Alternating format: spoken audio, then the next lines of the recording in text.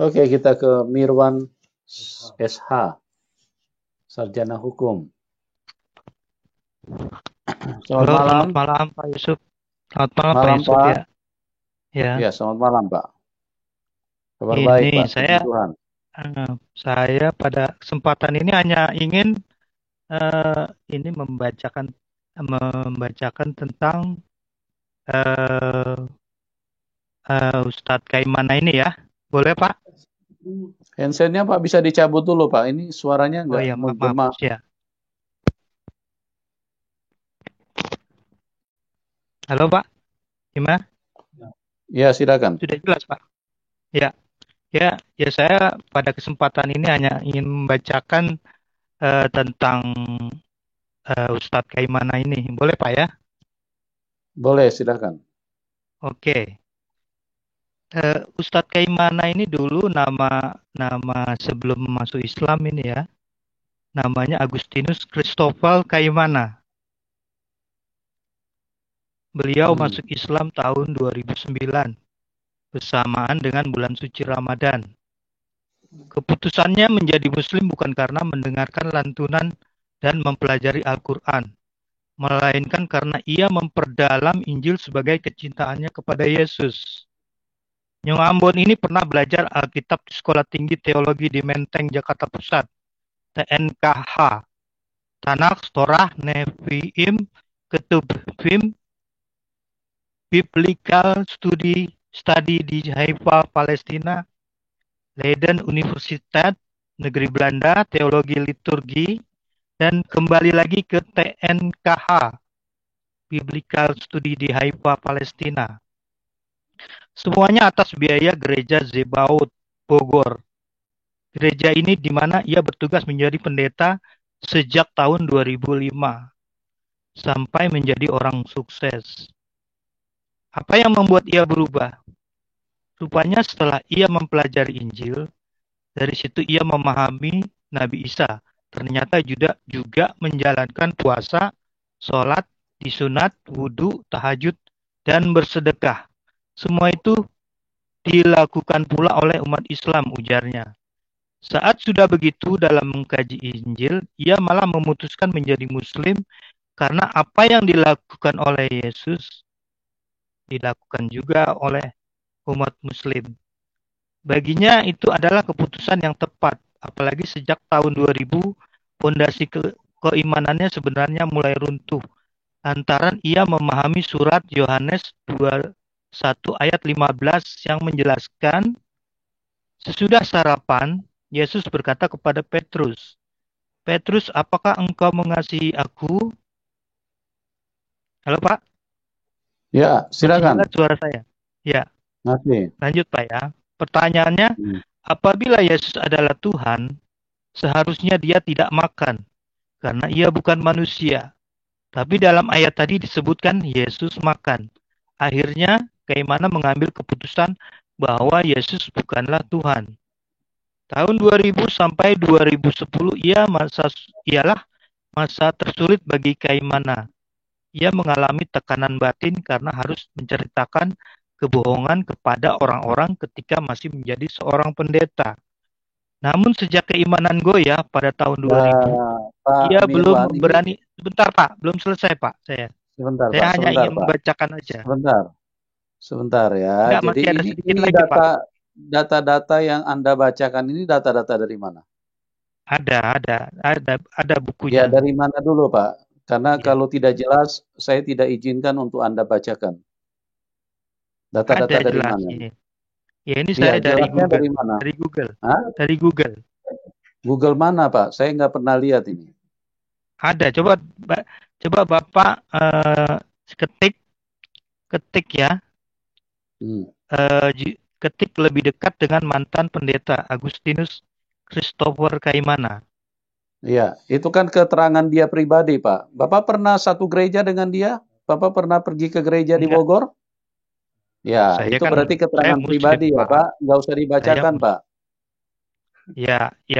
ya kan saya bilang tadi saya hanya membacakan kan. Ya, sudah Saya nggak hanya usah membaca. dibacakan, Pak. Karena ini tidak apa namanya, tidak jelas. Artinya data-data yang hanya merupakan keterangan pribadi. Oke, Ya silakan mungkin Pak data-data PTL ini bisa bisa ditanggapi, menjadikan Pak. gambaran siapa itu Ya Pak Yusuf, Ustadz saya, Khaimana. Silakan Pak, Pak silakan. Mirwan, Ya tadi Pak, Anda ya Pak. sampaikan bahwa Kainama ini adalah pendeta Zebaot Bogor. Betul, Ya betul. Pak, Zebaot Bogor itu adalah GPIB Pak. Saya baca nama-nama pendetanya. Ini gereja berdiri sejak 1957 Pak. Pendeta pertama, pendeta Tiendas 5759. Pendeta kedua, Dir Rulof Maitimu 5963. Kemudian yang ketiga, pendeta JFK Waitimena. Yang keempat, pendeta CE Lumban Tobing. Yang kelima, pendeta Max Mongkol. Yang keenam, pendeta Alex I. Naiola. Yang ketujuh, pendeta Markus Fritz Manuhutu MTH. Kedelapan, pendeta Yosef Ginting. Yang kesembilan, pendeta Carolina Hale STH. Yang ke-10, pendeta Gerson Johannes Siahainenia STH. 11, pendeta Cornelis Wairata MTH. 12, pendeta Sentosa Mandik STH. 13, pendeta Charles James Valentino Timbuleng STH MM. 14, pendeta Sian Lumentut SSI. 15 yang saat ini menjabat sebagai ketua majelis jemaat di sana adalah pendeta Omek Kaharudin STH. Mana itu Kainama? Siapa tadi Bapak bilang namanya? Agus apa? Agus apa Pak? Christopher Pak, Christopher. Agustinus Christopher. Tidak ada Pak yang namanya Agustinus Christopher. Bapak kalau menyampaikan sesuatu, ya Pak. Pak PTL, mungkin di sampingnya Pak, di sampingnya gereja Sebaot, mungkin ada gerejanya Kainama di situ Pak. Saya kan hanya membacakan data. Bapak ini data aliran takia jangan dibawa-bawa. Saya kan hanya berkesempatan. Bukan saya yang bertakia, saya nggak ada Bapak kalau membacakan referensi, cari dulu referensi terdekat yang benarnya Pak. Pak, gereja itu lengkap Pak. Nggak bisa Bapak mau bertakiah kalau mengatakan pendeta ini, pendeta itu dari awal berdiri sampai sekarang dicatat dengan rapi Pak. Yang gereja. bertakiah itu siapa Pak? Bapak yang bertakiah kan hanya membacakan. Gimana? Membacakan tapi membacakan dari Bapak ini Google. SH ya, tapi saya bohong. Tahu itu bohong. Bapak, ya berarti kan Soal Ustadz bohong tidaknya itu kan bohong. Bukan saya yang ini. Itu kan tulisan. Bapak kalau mau menyampaikan sesuatu, ya. Kalau bohong saya sendiri yang bohong. Ini kan saya baca literat dari Google. Berarti Bapak bodoh sekali membaca sesuatu. Ya bodoh, tapi Bapak tidak mengecek dulu kebenaran beritanya. Bodoh itu namanya. Ngakunya SH. Kan sudah saya bilang tadi Pak, saya hanya membacakan. Kalau Bapak membacakan sesuatu, ini di depan publik Pak. Ya, ini di depan publik. Bapak membacakan sesuatu. Iya, kan biar tahu, kebenarannya. Biar tahu, biar seimbang loh, biar seimbang informasinya. Hanya yang seimbang, Bapak semakin menunjukkan kebohongan-kebohongan Islam. Bapak sudah ikut-ikutan berbohong di sini. Kebohongan Islam yang mana? Ya, itu berbohong. Pendeta Zebaot katanya dengan sombongnya Anda mengatakan dia pendeta Zebaot. Saya bilang itu kan saya baca dari Google. Kan bodoh Anda. Saya nggak ada. Anda bodoh namanya. Anda membacakan sesuatu yang kebenarannya tidak bisa dipertanggungjawabkan. Bodoh itu namanya. Ya, siapa yang saya tanggung jawab? Saya memang nggak bertanggung jawab. Saya kan cuma hanya membacakan. Saya hanya membacakan saja. Anda membacakan, tapi Anda tidak bertanggung jawab atas kebenaran berita yang Anda sampaikan. Ya Google ya, saya hanya membacakan. Mungkin bisa jadi bahan baca buku dongeng, bisa jadi bahan nggak diprotes Pak. Pertimbangan atau bisa jadi gambaran tentang pertimbangan apa Pak? Itu.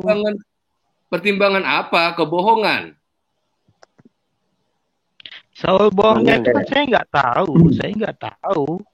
Saya Ya, hanya kisah dongeng. membacakan saja. Bapak kan punya ilmu, katanya SH.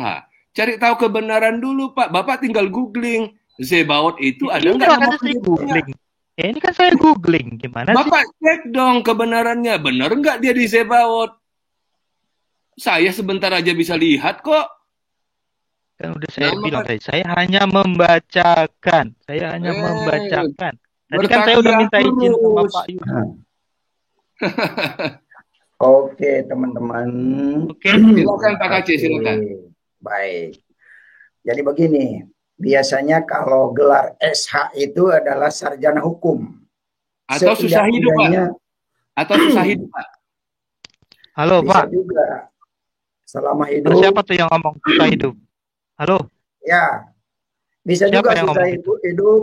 Jadi SH itu bisa diterjemahkan ke susah hidup, bisa. Selama hidup juga bisa. Halo. Pak, Ya, di sini bukan untuk menghina ya. Di sini bukan untuk saya menghina. tidak menghina. Tolong deh, Singkatan dijagalah SH itu- mulutnya, Pak. Tolong Singkatan dijaga SH itu mulutnya. Bapak masuk ke sini, Bapak Jangan menghina orang, menghina jangan menghina gereja. orang. Apa?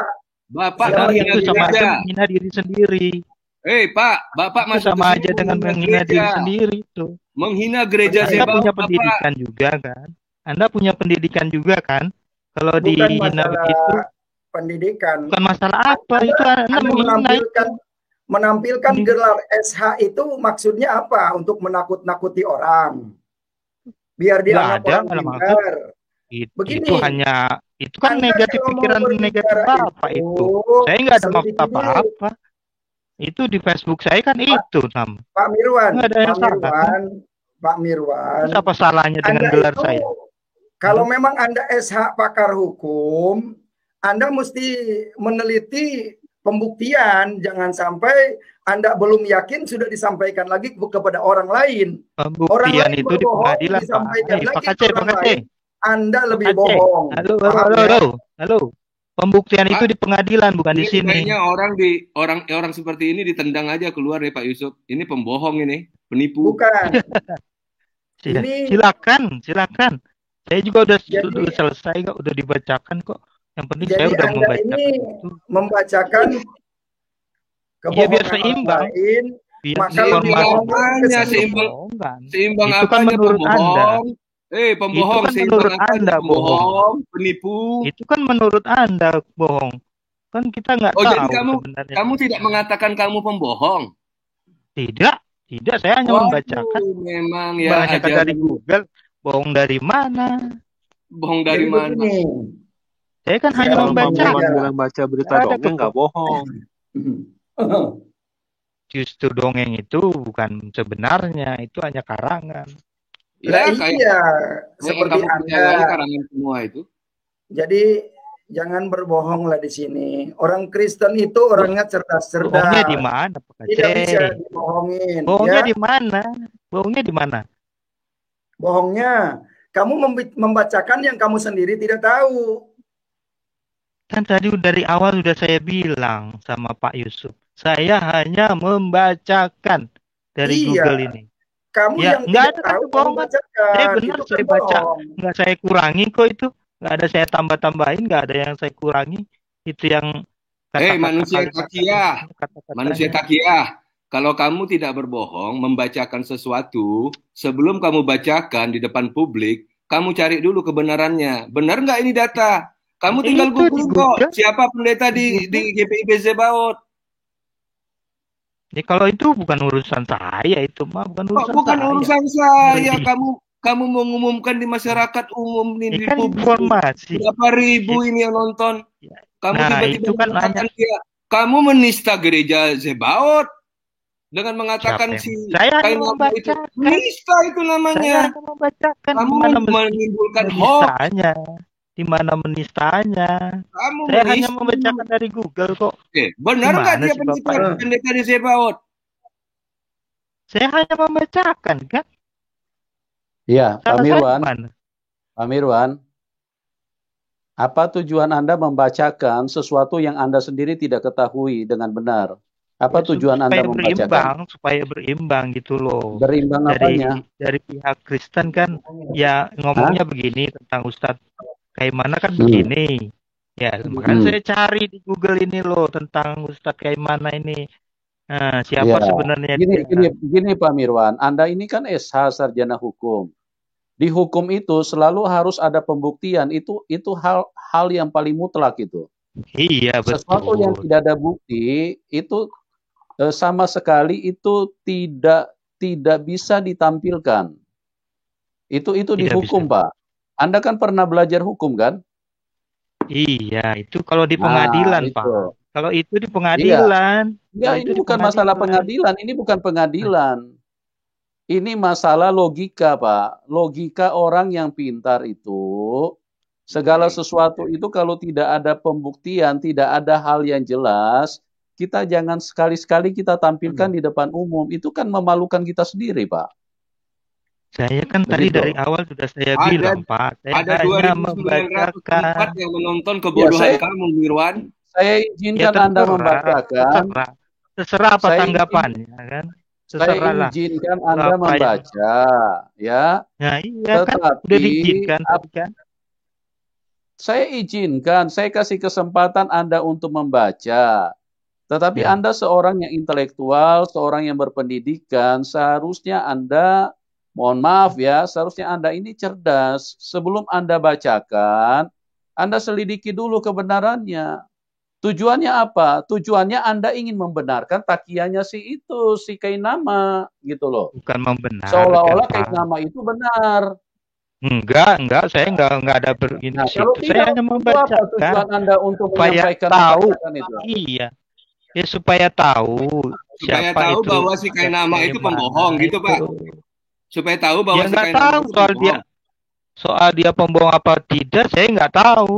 Aduh, tololnya manusia ini. Memang ketololan itu adalah anugerah buat Anda. Ya udah, itu kan konklusi Anda, kesimpulan Anda kan begitu kan. Konklusi sarjana Iya. hukum nggak ngerti Tapi hukum. biasanya begini Iya. loh, orang yang Ini sarjana orang hukum yang apa bilang kita orang hidup itu ini tolol, manusia ini? sebenarnya orang itu sendiri yang manusia. tolol. Itu Mirwan, loh. kamu Orang ini yang sarjana ngomong hukum tolol apa itu suka hidup? biasanya dia sendiri yang tolol. Gitu kamu loh. sendiri sudah menunjukkan ketololanmu di sini, kawan. Di mana? Ketololan di mana? Ya, Ketololannya Itu di mana? membacakan yang kamu sendiri Sampaikan. tidak tahu. Masih Saya ngelak. tidak baca berita, Saya Pak Mirwan. bilang, saya hanya Dibacakan jelas membacakan. siapa Diberitahu. pendeta Saya di hanya Zepaos. membacakan. Masih juga Betul, nggak ngeyel. ada. Super takiyah. Bukan saya aja yang ngeyel, itu juga Pak Anda Kaci juga sering ngeyel orang kok. yang diserupakan. Anda juga ngeyel kok. Ini orang Sama wujud ini. Indonesia yang hatinya Arab Kita- ini. Pak Mirwan Kita tuh gini hoax. aja lah. Ya. Berarti itu. si Kita Kainama koreksi ini diri aja lah. Berarti si Enggak, Kainama ini diserupakan. Kita masing-masing koreksi diri aja lah gimana. Takiyah, Gitu gitu loh. ya. Bukan koreksi diri. Kita Pak Mirwan saling koreksi diri Kamu aja, yang harus gitu. mengkoreksi diri. Nah, Ganti kita topik semua aja, lah, ganti kita topik. manusia Ganti punya topik, ganti punya topik. Ini nggak kelemahan, penting, Pak. punya Nggak penting kesalahan. dibicarakan, Pak. Nggak Itu penting. loh. Ini nggak penting. Ya Ini sudah, nggak selesai kan. dibicarakan. Karena ini dusta. Dikeluarkan aja ya. kali ya, Pak. Ini juga manusia. Enggak, begini. Dusta. Saya mau tanya Mirwan. Katanya Muhammad bin Abdullah itu rahmatan lil alamin. Saya mau tanya ayatnya di mana? Udah ganti topik Ini aja kan tentang topiknya Muhammad. bukan itu Pak Aceh. Iya, saya Topiknya ganti itu, saya nggak- karena tadi kamu berbicara bohong. Kamu apa berbicara hubungannya? apa yang kamu tidak Apa- tahu. apa- Sekarang ganti topik. Saya ganti topik. Sekarang kamu umat Islam Topiknya kan mengatakan Ustaz bahwa Kaimana, Muhammad ini Pak rahmatan Aceh. lil alamin. Tolong tunjukkan ayatnya ke saya. Di mana ayatnya Muhammad rahmatan lil alamin? Silakan. Ini ditonton orang Jadi- banyak loh, ribuan yang nonton. Ya di ayat-ayat Al-Quran lah. Al-Quran tuh ayatnya banyak, sebutan. Ya Paham iya. nggak, Teh? Anda baca aja, cari aja itu di mananya. Kalau Enggak, saya kamu mah nggak paham ada. nggak? Nggak ada. Kamu sering mengatakan Muhammad itu rahmatan lil alamin. Tolong tunjukkan ayatnya di mana. Nggak perlu ditunjukkan. Kalau saya udah yakin. Ini penonton kok. banyak loh. Udah keyakinan. Penonton ingin tahu bahwa benar nggak Muhammad itu rahmatan lil Ya kalau alamin. ingin tahu ya baca Al-Quran. Saya nggak Ya sempat bagaimana baca ngerti ini. bahasa Arab? Eh. Bagaimana ngerti bahasa Arab? Ya kan ada Orang terjemahannya. Indonesia. Lah kan ada terjemahannya, tinggal baca doang, apa susahnya sih? Maksudnya kamu tidak paham ayatnya begitu? Tidak paham gimana? Iya, kenapa kamu tidak Ya, bisa ya harus menunjukkan? dipahami lah, harus dipahami, harus dimengerti, terus diamalkan, gitu loh. Jadi Ini para SH ini Pak Aceh saya sebentar Pak, sebelum curiga ngomong Pak. ini. Pak Aceh sebentar SH-nya sebelum ini, ngomong Pak. iya Jadi ya. para penonton channel Pak Yusuf Manubulu, kita hari ini bisa melihat buah dari ajaran, ya, buah dari ajaran yang suka mengumbar kebodohan, suka mengumbar Terserah lah itu kan kebohongan, ya, itu kan dan kesimpulan bangga Anda dengan sendiri itu. kebohongan yang dia umbar. Itu kan kesimpulan Anda sendiri itu. Nah, boleh Terserah dong Anda saya lah mau ngomong menyimpulkan. apa. Boleh Ya dong saya boleh-boleh aja, menyimpulkan. terserah, boleh-boleh Ya, aja kamu sih. jangan protes, saya ngomong Ya dulu. sebenarnya ya kebodohan itu Anda sendiri, bukan saya. Permisi, Karena Pak Anda Rai. ngomongnya Ada Pak gitu. Bom-Bom, silakan Pak Pak, Bom-Bom. permisi, selamat malam, Ya, Pak Mirwan. selamat malam Pak Selamat Solata. malam Pak Silakan, Solata. Iya, selamat malam. Pak Rai, saya bisa bertanya sebentar sama Pak Mirwan, Boleh, sarjana hukum. silakan Pak Solata. Bapak Mirwan, sarjana hukum. Pak Mirwan. Iya. Iya, saya mau tanya, Bapak kuliah dulu ambil jurusan apa, Pak? Fakultas Hukum, Iya, jurusan apa? jurusan pidanaan, Bagaimana? Jurusan apa? jurusan kepidanaan, jurusan Nah, pidana. di sini teman-teman ya, kalau kita biasanya tanya orang sarjana hukum pasti dijawab, saya ambil jurusan acara hukum acara pidana, bukan jurusan pidana. Hukum jurusan acara lain lagi, pidana. Pak. Kalau acara lain lagi. Ya, saya bongkar Ada. itu pertama. Ya, Acara sekarang pidana. Pak, ya, Pak, saya sekolah hukum Pak. Saya tanya Bapak lulus tahun, Bapak kuliah tahun berapa Pak? Saya tanya dulu. Saya juga sekolah Pak. Tahun 90. Oke, baik. Bapak tahun 90. berapa? Bapak tahun berapa? Bapak kuliah tahun berapa? Sudah. Bapak kuliah tahun berapa Pak? Selesai tahun berapa? Selesai. 95. Iya. Oh, lambat ya, termasuk lambat juga. Ya, oke lah. Saya tanya Bapak, begini. Sekarang saya tanya Benar. Bapak tahun Tunggu berapa? dulu, kamu masuk kan di sini, Nah. saya cuma mau tanya. Gini Pak, dong, Bapak jangan saya. bikin. Sekarang Dengar saya, dulu Pak, saya ganti Pak, nanya jangan dong. bikin malu Boleh sarjana dong. hukum Pak. Diam dulu. Iya, saya dulu Kalau bicara. ditanya nggak mau. Jangan malu Nanti Pak, begini Pak, Bapak kan kalau sarjana Bapak mau hukum. tanya saya jawab. Tapi Aduh, saya nanya Bentar Bapak dulu, nggak- saya kan belum nggak mau selesai. Bapak kan, ditanya. Gimana Pak, sih? Bom-bom ini Adilah. tidak mengaku sarjana hukum. Bapak kan mengaku tulis di sini sarjana hukum. Makanya saya mau tanya, Bapak kuliah berapa tahun? Kemudian saya mau tanya, ini Pak, kita masuk di sini jangan kita makin malu. Kita orang sarjana, namanya kalau sarjana hukum tuh Pak, itu sangat detail sekali Pak. Dia harus ada bukti. Ya, contoh kepolisian. Dia ada namanya penyidik. Penyidik itu dia menyelidiki sama dengan Bapak.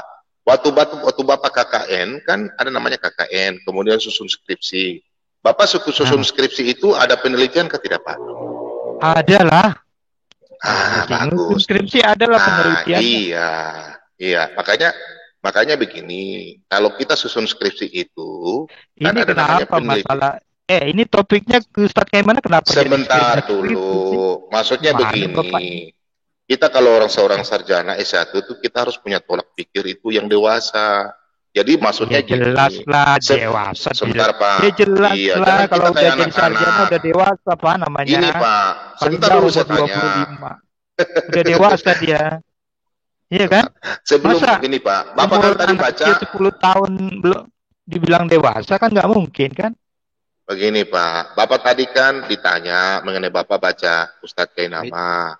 Sebenarnya kalau kalau kita orang sarjana hukum, biasanya kalau kita namanya kuliah baik-baik, kita sudah punya titel. Kalau kita mau baca sesuatu, kita mau menyampaikan, contoh pada waktu kita mau skripsi, kemudian kita mau ujian, itu kan kita harus meneliti dulu. Penelitian kita di lapangan ini kira-kira valid atau tidak.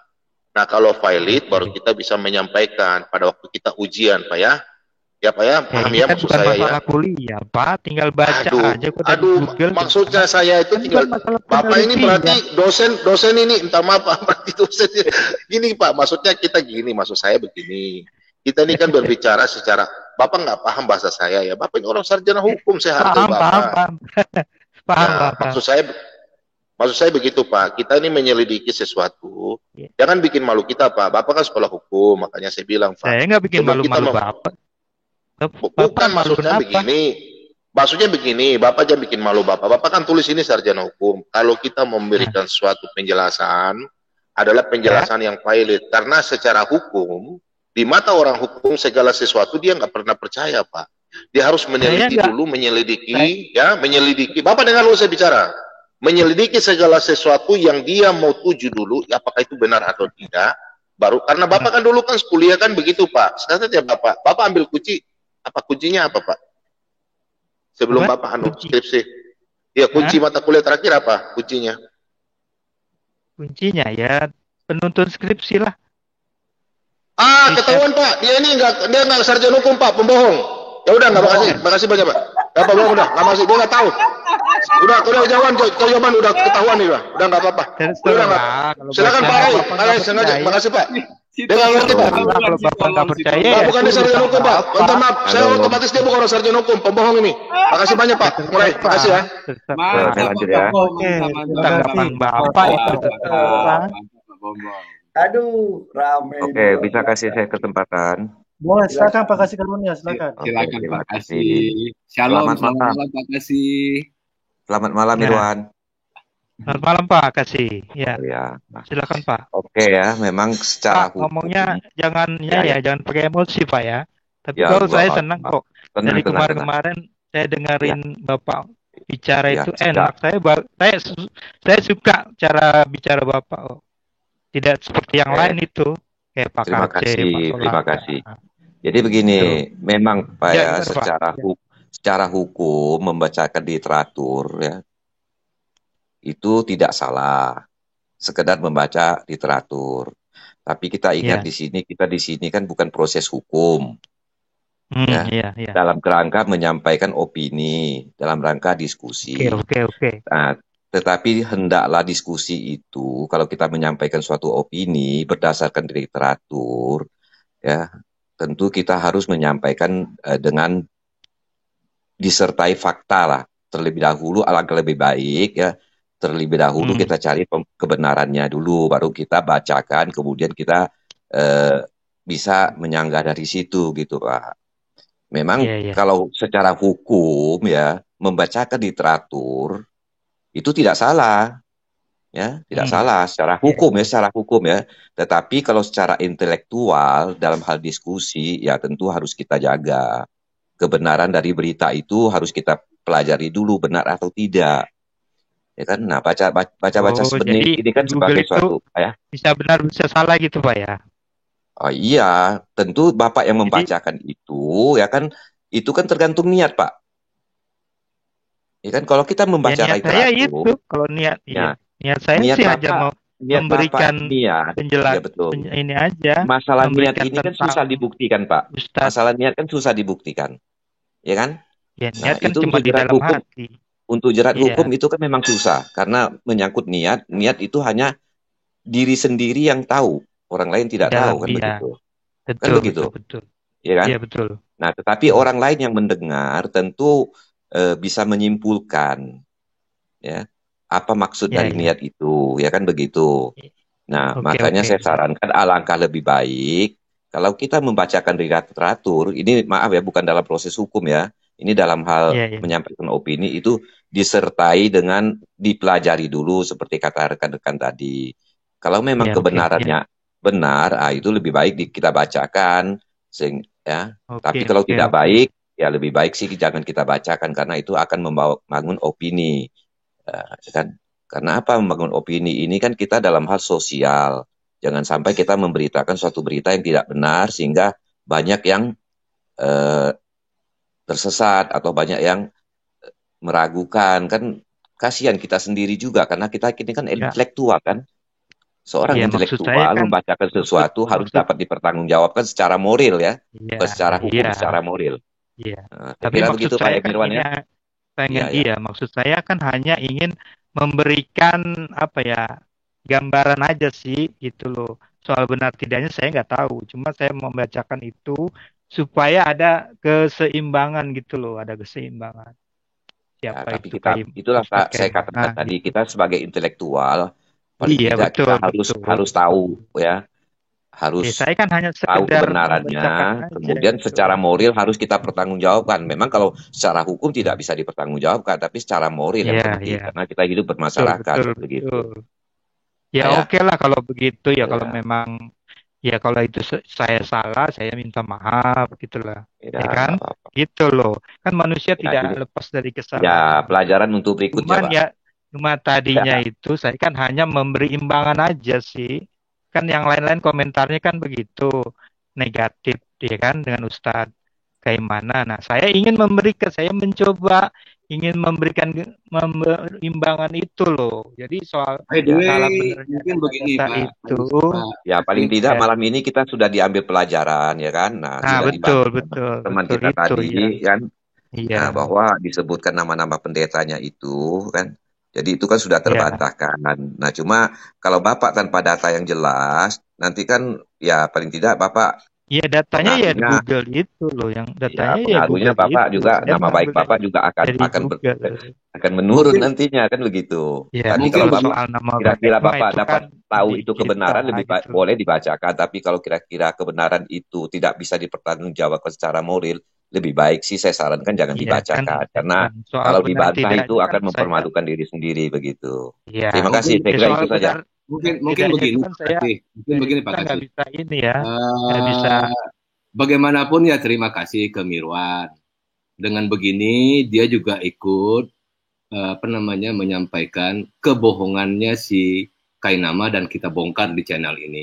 Bukan masalah kebohongan, Pak. Saya Nah, enggak, hanya Bapak memberi tadi imbangan, membacakan. memberi imbangan, Dan memberi tadi kan imbangan Bapak gitu. membacakan Tadi kan dan kita buktikan bahwa itu bohong, kan begitu. Fakta-fakta yang ada. dia belum tahu, Pak. Soal itu bohong itu kita nggak Bapak tahu belum loh. tahu. Belum Bapak tahu. tinggal Cuma lihat. saya hanya memberikan imbangan gitu loh mengenai Iya, Ustadz kayak mana ya, itu loh. ya. Udahlah, Bapak kalau memang sudah itu menyampaikan tidak itu bisa tadi. diterima Bapak ya itu tadi, terserah akhirnya kita bapak-bapak sama-sama kan. ketahui bahwa memang Kainama ini adalah pembohong. Halo.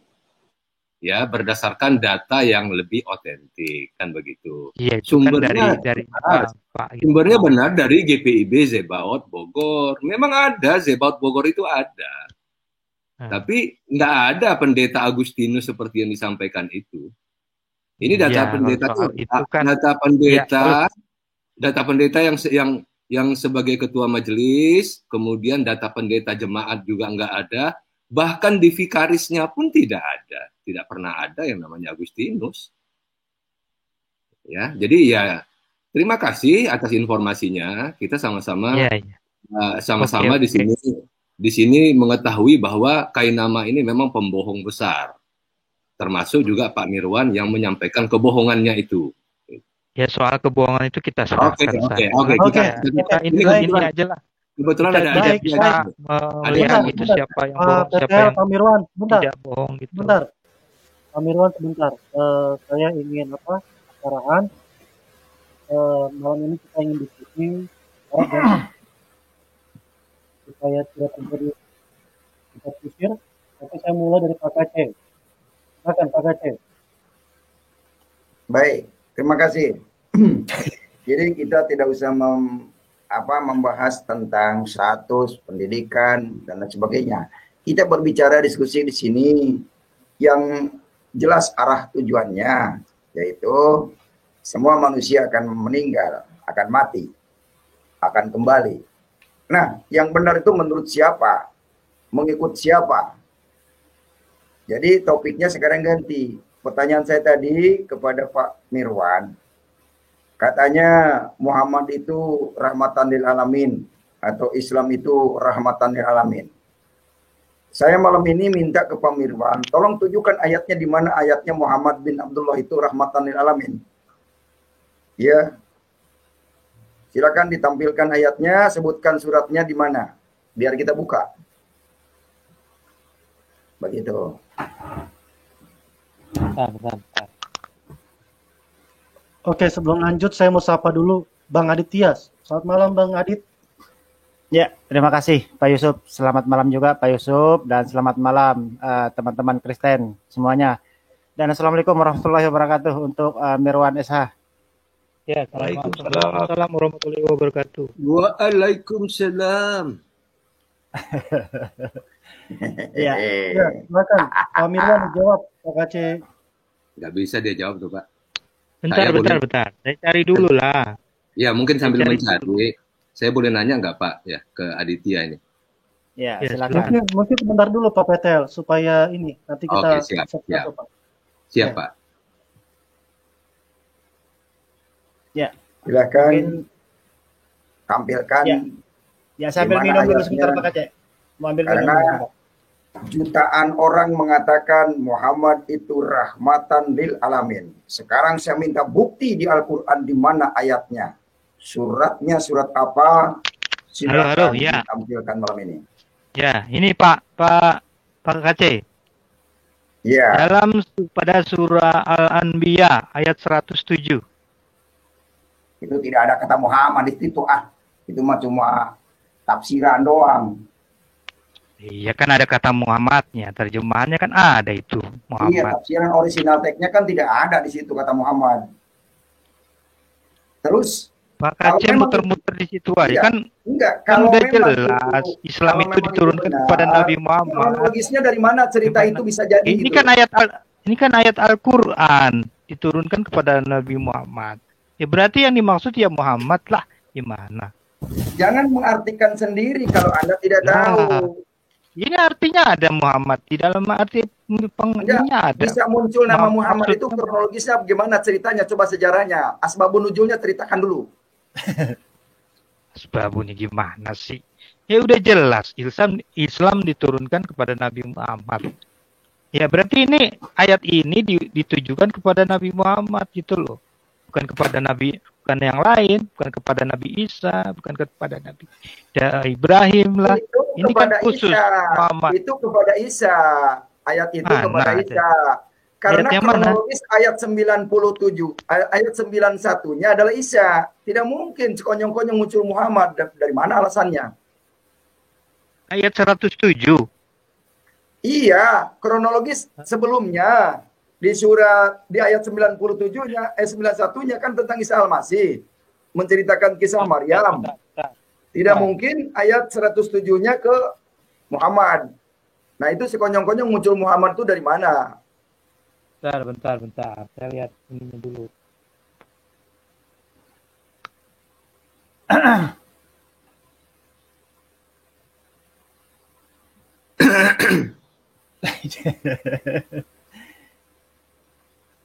Ya, Bang, kelamaan cari ayat, Bang. Apa yang ditanyakan Pak Aceh begini, mumpung dia lagi cara kita ngomong dulu toh.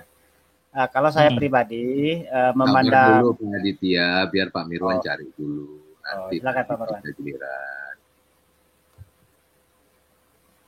Al-Anbiya surat ke-21 ya? Iya.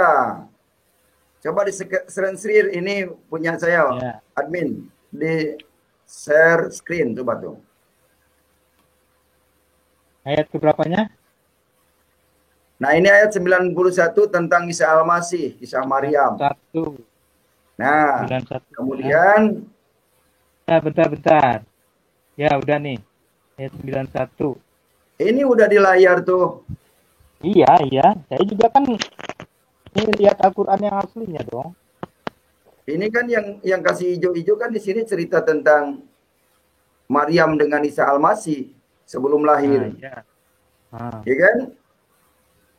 Isa Al-Masih sebelum lahir nih. Dia berasal Ya. dari Ruh Allah. Ditiupkan roh bukan berasal dari. Iya, roh Allah yang ditiupkan ke dalam rahim Maryam, bukan roh jin. Maksudnya Allah meniupkan roh. Iya, roh Allah. Ini rohnya ditiupkan ke dalam ini. Allah Ini itu menurut tidak Quran loh ya. ada roh. Menurut Quran. Ya, inilah asbabul nuzul Isa Al-Masih disebut Tuhan. Karena ini ruh Allah yang menjelma menjadi manusia. Ini asbabul nuzulnya. Salah itu pemahamannya Pak Aceh itu. Yang benar gimana coba? Coba dibacakan artinya itu. Coba Pak Kacik. Dibacakan dulu yang lengkapnya. Ayat 91 ini artinya. Dan ingatlah kisah Maryam Ya. Terus? yang memelihara kehormatannya, Ya. lalu kami tiupkan roh dari kami Nah, ke dalam ya. tubuhnya. Kami jadikan dia berarti itu dan berarti Allah itu anaknya meniupkan roh kan sebagai dari tanda Allah kebesaran itu ke Allah dalam bagi tubuhnya kan, seluruh tubuh alam. Maryam kan. Ya. Iya. Jadi kalau Anda Ya. ngerti ayat ini, berarti Isa itu adalah ruh Allah. Oh, salah, bukan Allah yang meniupkan roh, bukan roh Allah. Allah nggak ada roh. Iya, Allah meniupkan roh ke dalam rahim Nah, Maryam, iya, lalu menjelma menjadi manusia. Namanya Nah. Isa. betul. Terus? Betul kan? Iya. Nah, Terus? terus masa tiba-tiba ayat 107 di sini jadi Muhammad? 107 gimana? Iya, ini kan di atasnya ceritanya tentang Isa. Ah, Masa ini ayat 107-nya jadi Muhammad? itu udah ganti topik itu, udah diganti topik. Nah, satu judul dari sini kenapa ganti topik? Oh, jadi nggak jelas ini Al-Quran ini ya, nggak tersusun ya. Jadi topiknya ganti-ganti. Tersusun lah gimana? Ini tersusun lah gimana nggak tersusun sih? Lah iya, ini sih tersusun kayak batak disusun begitu. Cuman kan nggak Iya. jelas ceritanya. Cuma topik Kalau kan dari udah 9 beda topik itu. tentang Isa Al-Masih, kenapa tiba-tiba ayat 107-nya jadi Muhammad? Sementara original tag-nya tidak ada Muhammad. Dan Muhammad ini kan dalam kurung. Ini kan dalam kurung. Iya, iya. Original tag-nya tidak ada kata Muhammad. Nah, Di mana Muhammad rahmatan lil alamin? Kan pertanyaan saya, di mana ayatnya di Al-Quran Muhammad rahmatan lil alamin? ini kan ayat ini diturunkan kepada Muhammad dan kami tidak mengutus Saya engkau tidak Muhammad tanya ayat ini turunnya kepada untuk menjadi siapa. rahmat bagi seluruh alam.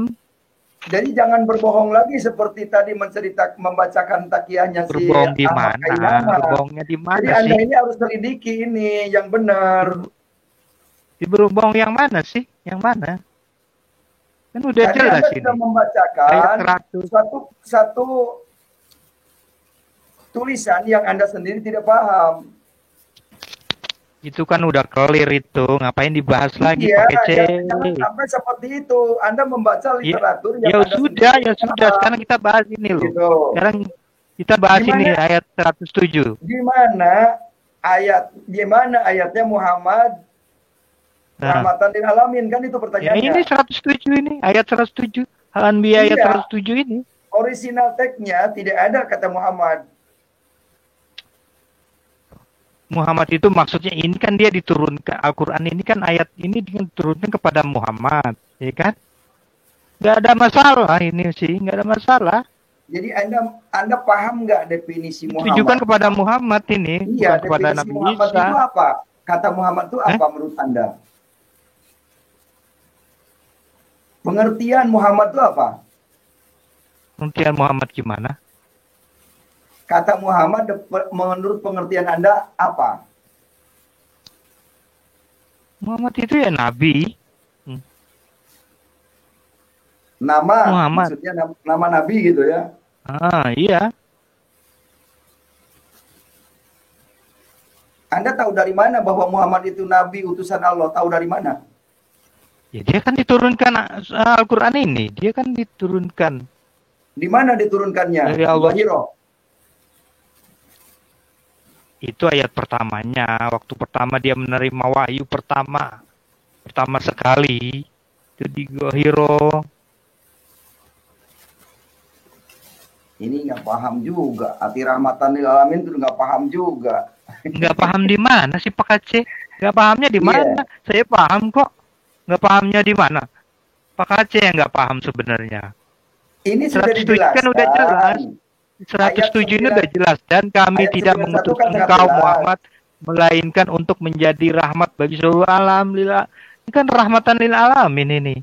Ayat Udah jelas. 91 itu, ayat 91 mengatakan, kami jadikan dia dan anaknya sebagai tanda kebesaran Allah bagi seluruh alam. Ini rahmatan lil alamin itu Isa. Tuh. Ini ayat 91 menyatakan rahmatan lil alamin itu namanya Isa, bukan Muhammad. Iya itu tadi yang kalau ayat ini Bisa ayat kan? 91 ini Ini menceritakan Isa kan? Oke. bukan Ini ayat Isa 91 ini rahmatan menjelaskan lil alamin. bahwa roh itu Nabi Isa itu ditiupkan ke tubuh Maryam gitu loh. Ya kebesaran Allah ya dia dapat memberikan roh itu, kebesaran Allah itu. Nah itu juga jadi Nabi Isa itu dia menyebarkan keesaan itu pada seluruh alam gitu, maksudnya tuh kepada umat-umatnya gitu loh, itu maksudnya. Kenapa Isa Al-Masih disebut rahmatan lil alamin? Ya, Rahmat bagi alam semesta. Iya, karena dia menyebarkan agama juga. Tuh, ajaran-ajaran. Gimana ayatnya Isa menyebarkan agama? Ya kan, yang Kristen itu kan agama. Aduh, susah kalau ngomong ini yang so tahu kagak tahu payah. Pak Kacanya nggak paham. Udah, tidak begini. paham. Kan Kristen itu agama kan? Ini di Indonesia ini berapa agama? Ini berbicara bukan soal agama. Jangan dilarikan ke agama. Jangan dilarikan agama. Karena agama Islam tidak ada manfaatnya buat Indonesia. Agama Islam itu tidak bermanfaat bagi bangsa Indonesia. Itu kan menurut Pak Aceh. Itu kan konklusi kesimpulan Pak Aceh. Apa manfaatnya coba tampilkan? Banyak manfaatnya, banyak. Cuma ribut. Banyak. Gereja dibom. Itu manfaatnya. Bukan itu manfaatnya. Itu mah lain. Yang itu jelas kan setiap tahun itu Indonesia itu kita nggak tahu. Dikeruk devisanya oleh yang namanya jemaah haji. Ya, jemaah haji itu mengirim devisa ke negara Arab. Itu. Ya nggak ada masalah sih. Ya memang nggak ada masalah. Cuman kan umat bangsa Indonesia dijadikan objekan bisnis. Begitu. Begitu ya percuma. Kalau nggak ada masalah ya udah. Oke. Ini sudah jelas ya. Rahmatan lil alamin itu namanya Isa bukan Muhammad. Ya. Salah. Saya bilang itu salah. Pemahaman yang benar bagaimana? Coba silakan. Yang benar seperti apa? Iya tadi udah saya bilang kan. Ini ayat 91 ini menerangkan bahwa Allah itu meniupkan roh ya kan dari kami. Dari kami itu maksudnya dari Allah Subhanahu wa taala ke dalam tubuhnya, tubuh Maryam gitu loh. Iya. Nah, itu sebagai tanda kebesaran Allah bagi seluruh alam. Karena apa? Karena Nabi Isa itu kelak akan menyebarkan ajarannya gitu. Artinya Isa Al-Masih inilah rahmatan lil alamin ya, menyebarkan rahmat bagi alam semesta. Iya sama. Kan? Jadi sama kayak Nabi Muhammad, sama kayak Muhammad. Rahmatan lil alamin. Ya sama semua nabi-nabi begitu. Oke. Diajarkan itu. Jadi nggak ada pertentangan, nggak ada masalah. Oke, saya percaya kalau memang ini adalah Isa rahmatan lil alamin karena jelas di dalam surat Al-Imran ayat 45 dijelaskan di sini. Nah, ini dia. Ya, baca ya. Al-Imran surat. Silakan baca. Ayat berapa? Ini 46. Yang dihijaukan kan ada itu di laptop tuh. 45 ya? Silakan.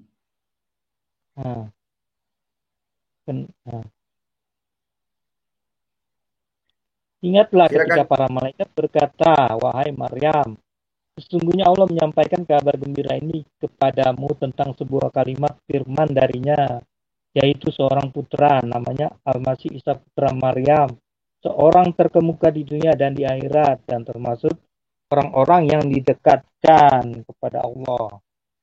Jelas Sama ya? seperti Muhammad. Iya, Jelas. ya nggak ada Isa masalah. al-Masih ini firman Tuhan, kalimatullah. Oh, bukan Tuhan. Iya kan? Ya Allah berfirman, Allah berfirman.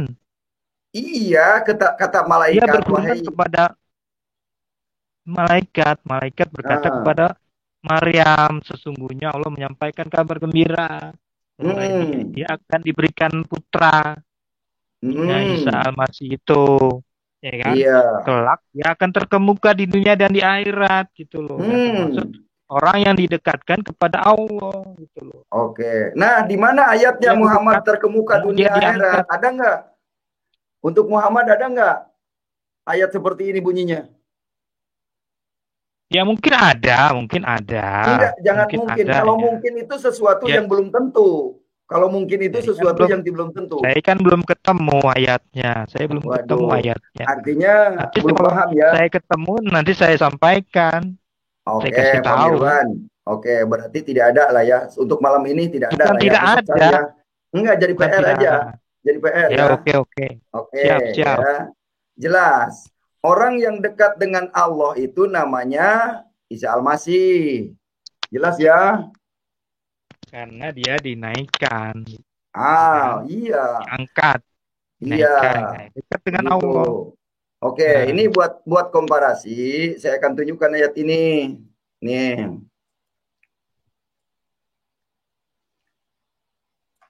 Ayat berapa tuh ya?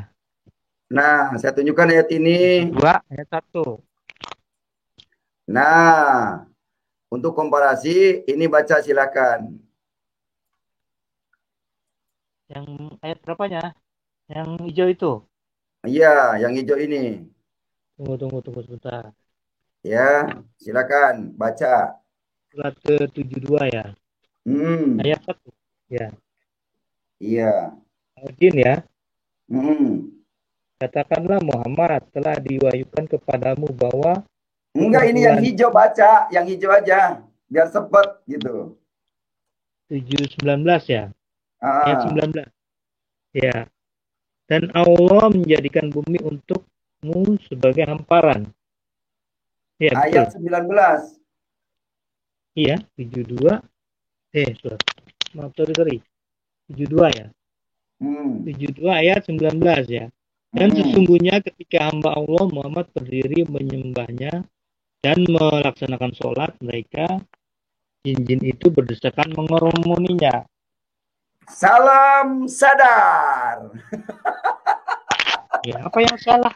Tidak ada yang salah. Tidak ada yang salah. Cuma saya menyadarkan Anda aja. Dari kemarin itu aja iya. Jadi bahasnya. Jadi yang dekat dengan jin itu namanya Muhammad. Nah, yang dekat dengan Allah namanya tadi Isa al-Masih ya. Surat Al-Imran ayat. Ya nggak bisa ditarik kesimpulan 45. Begitu. Enggak, ini Aceh yang salah kesimpulannya itu. Enggak. Makanya saya nggak hanya bisa kalau Pak Aceh nggak ada hati di Al-Quran itu nggak akan bisa paham. Iya, gitu makanya saya bacakan Al-Quran. Anda sekarang sudah tahu ya perbandingannya. Tadi surat 3 Al-Imran ayat 45 ini Isa dekat dengan Allah. Bukan, itu bukan perbandingan. Isa itu dekat bukan dengan perbandingan. Allah. Nah, nggak bisa jadi perbandingan loh itu, nggak bisa. Surat 72 Al-Jin. Cara pemahamannya. Muhammad dekat dengan jin. Ya, ini nggak ada masalah, jin. Ya nggak ada masalah. Oke, ya. Jin itu jin baik kok. Jin kan juga beribadah. Sama seperti malaikat beribadah, dia bersolawat. Jin juga ada yang bersolawat. Itu baik. Nah, jadi maksudnya yang 19 ini loh, ini kalau jin yang bersolawat itu jin baik. Topik lain. Cuma nanti dulu satu ayat lagi. Satu ayat lagi. Ya, jadi ayat 55 loh. Kesimpulannya jadi Pak Aceh salah memahami gitu loh. Enggak apa-apa nih Pak. Karena Enggak apa-apa salah memahami. Silakan baca dulu di Al-Qur'an ini. Silakan baca ayat 55 ini. Silakan baca ayat 55 nih. Menurut Anda bagaimana pengertiannya? Silakan baca ayat 55 nih. Surat ke berapa? 3 Surat 3 tadi Al-Imran. Ayat 55 nih. Ayat 55. Begitu. 55 ya. Nah ini nggak ada udah. Hai, ingatlah ketika Allah berfirman, wahai Isa. Nah ini Allah yang berfirman, bukan yang tadi ayat 45 itu malaikat, para malaikat. Sekarang ini Allah berfirman. Lanjut. Malaikat menyampaikan firman. Iya, yang tadi, yang ayat 45 itu para malaikat. Sekarang ini Allah yang berfirman. Lanjut bacanya. Ingatlah ketika Allah berfirman, wahai Isa, aku mengambilmu dan mengangkatmu kepadaku, serta menyucikanmu dari orang-orang yang kafir, dan menjadikan orang-orang yang mengikutimu di atas orang-orang yang kafir hingga hari kiamat. Kemudian kepadaku engkau kembali. Lalu aku beri keputusan tentang apa yang kamu perselisihkan.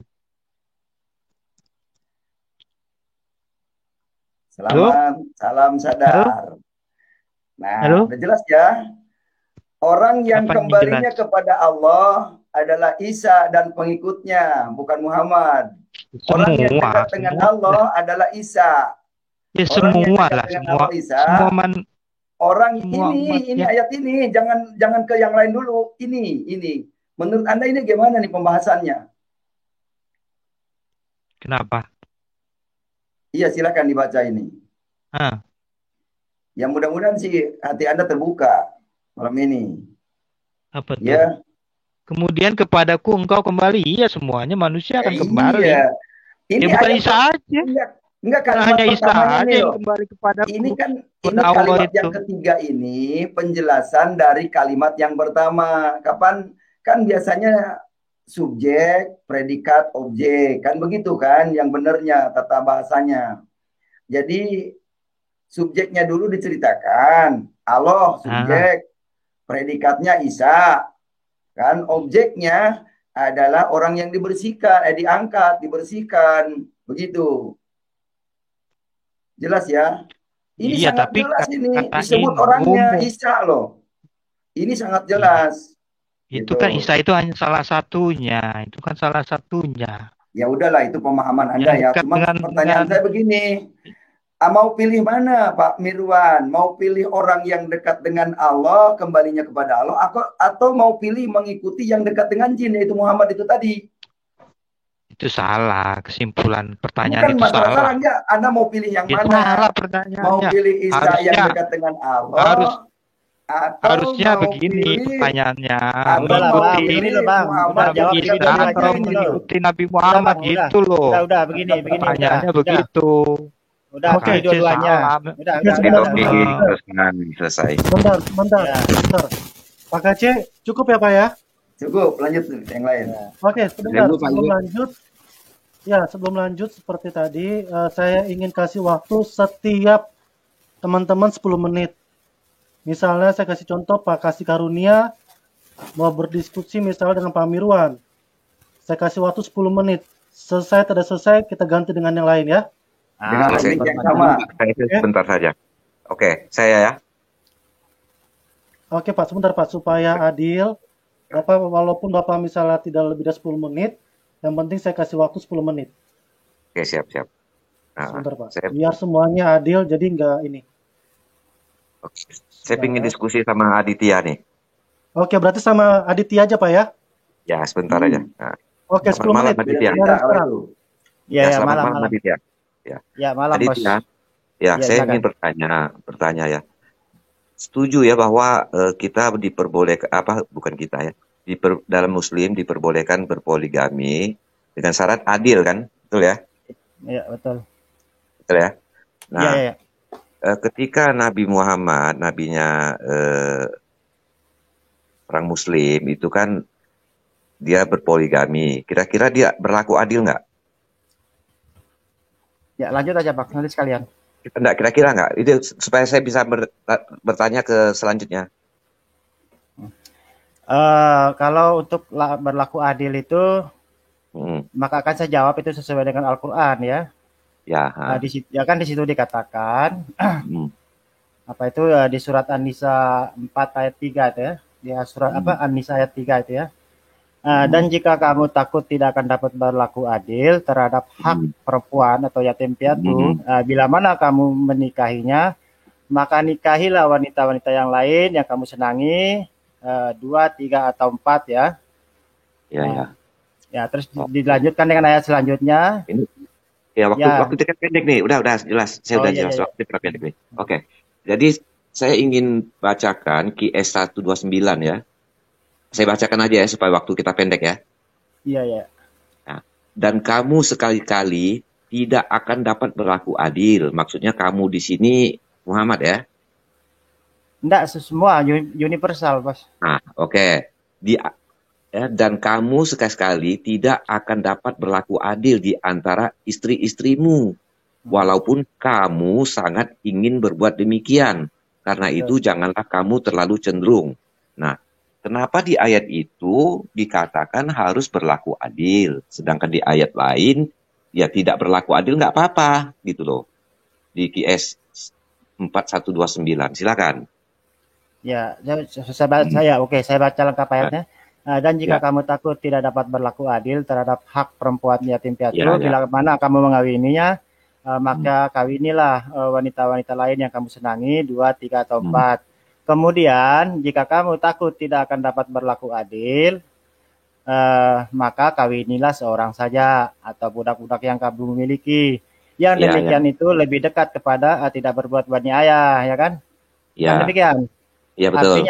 Artinya di situ ayat itu kan jelas bahwasanya menikah lebih dari satu menikah 2, 3 tempat itu tidak dianjurkan, tetapi hanya diatur dengan syarat kamu bisa berlaku adil. Tetapi Allah itu tahu bahwasanya manusia itu tidak akan mampu berlaku adil, maka dilanjut dengan ayat selanjutnya, maka kawinilah seorang saja, katanya kan demikian. Betul. Ya, jadi masalahnya gini Aditya. Di QS 4129 itu dikatakan, mungkin Aditya bisa baca atau saya bacakan ya. Dan kamu sekali-kali tidak akan dapat berlaku adil di antara istri-istrimu. Nah, justru di sini ayat ini tidak berlaku adil pun diperkenankan Tuhan gitu loh. Ya, begini Bos, begini ya. Terlepas orang itu mau mampu berlaku adil atau tidak berlaku adil, itu resiko. Tapi yang jelas ayat itu sudah dijelaskan. Syarat-syaratnya kan yang penting kamu bisa berlaku adil. Tetapi Allah menegaskan, niscaya kamu tidak akan mampu berlaku adil. Di situ kan dijelaskan, maka kawinilah seorang saja. Jika ada orang nekat ingin kawin lebih dari satu ya atau poligami, ya harus hati-hati dengan ayat ini. Jika kamu tidak mampu berlaku adil, resikonya ya dosa ditanggung sendiri, Bos. Yang jelas kan sudah diatur. Iya betul, tapi di ayat QS 4129 di sini Tuhan membenarkan, Allah membenarkan bahwa boleh walaupun tidak berlaku adil gitu loh. Begini, poligami ya kan karena di sini dikatakan, ayat ini dikatakan bahwa manusia itu tidak bisa berlaku adil. Saya bacakan lengkap lah ya. Dan kamu sekali-kali tidak akan dapat berlaku adil di antara istri-istrimu. Walaupun kamu sangat ingin berbuat demikian, jadi sudah berusaha nih maksudnya, ya kan? Betul. Walaupun sudah berusaha gitu kan maksudnya kan. Ya. Nah, karena itu janganlah kamu terlalu cenderung, jangan juga berusaha gitu ya maksudnya kepada yang kamu cintai sehingga kamu biarkan yang lain terkatung-katung. Nah, jadi masih ada toleransi di sini, walaupun tidak dapat berlaku adil ya udahlah jangan diusahakan, yang penting kamu sudah berusaha gitu loh. Nah, ayat ini gitu. Gimana? Ya itu tadi sudah kita jelaskan berkali-kali kan. Itu kan hukum ya, aturan dari Tuhan kan.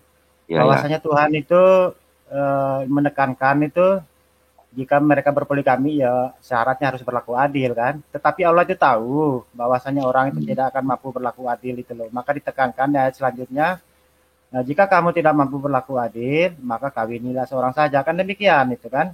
Betul.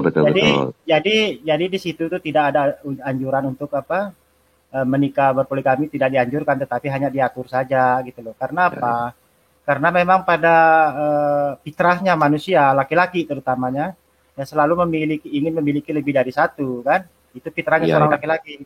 Nah, sementara wanita kan maunya seorang saja, kan demikian. Jadi gini ya, tidak. Saya kira gini. Jadi begini, bentar lagi. Jadi memang ayat ini agak membingungkan sedikit karena di situ harus bisa berlaku adil dengan satu ya.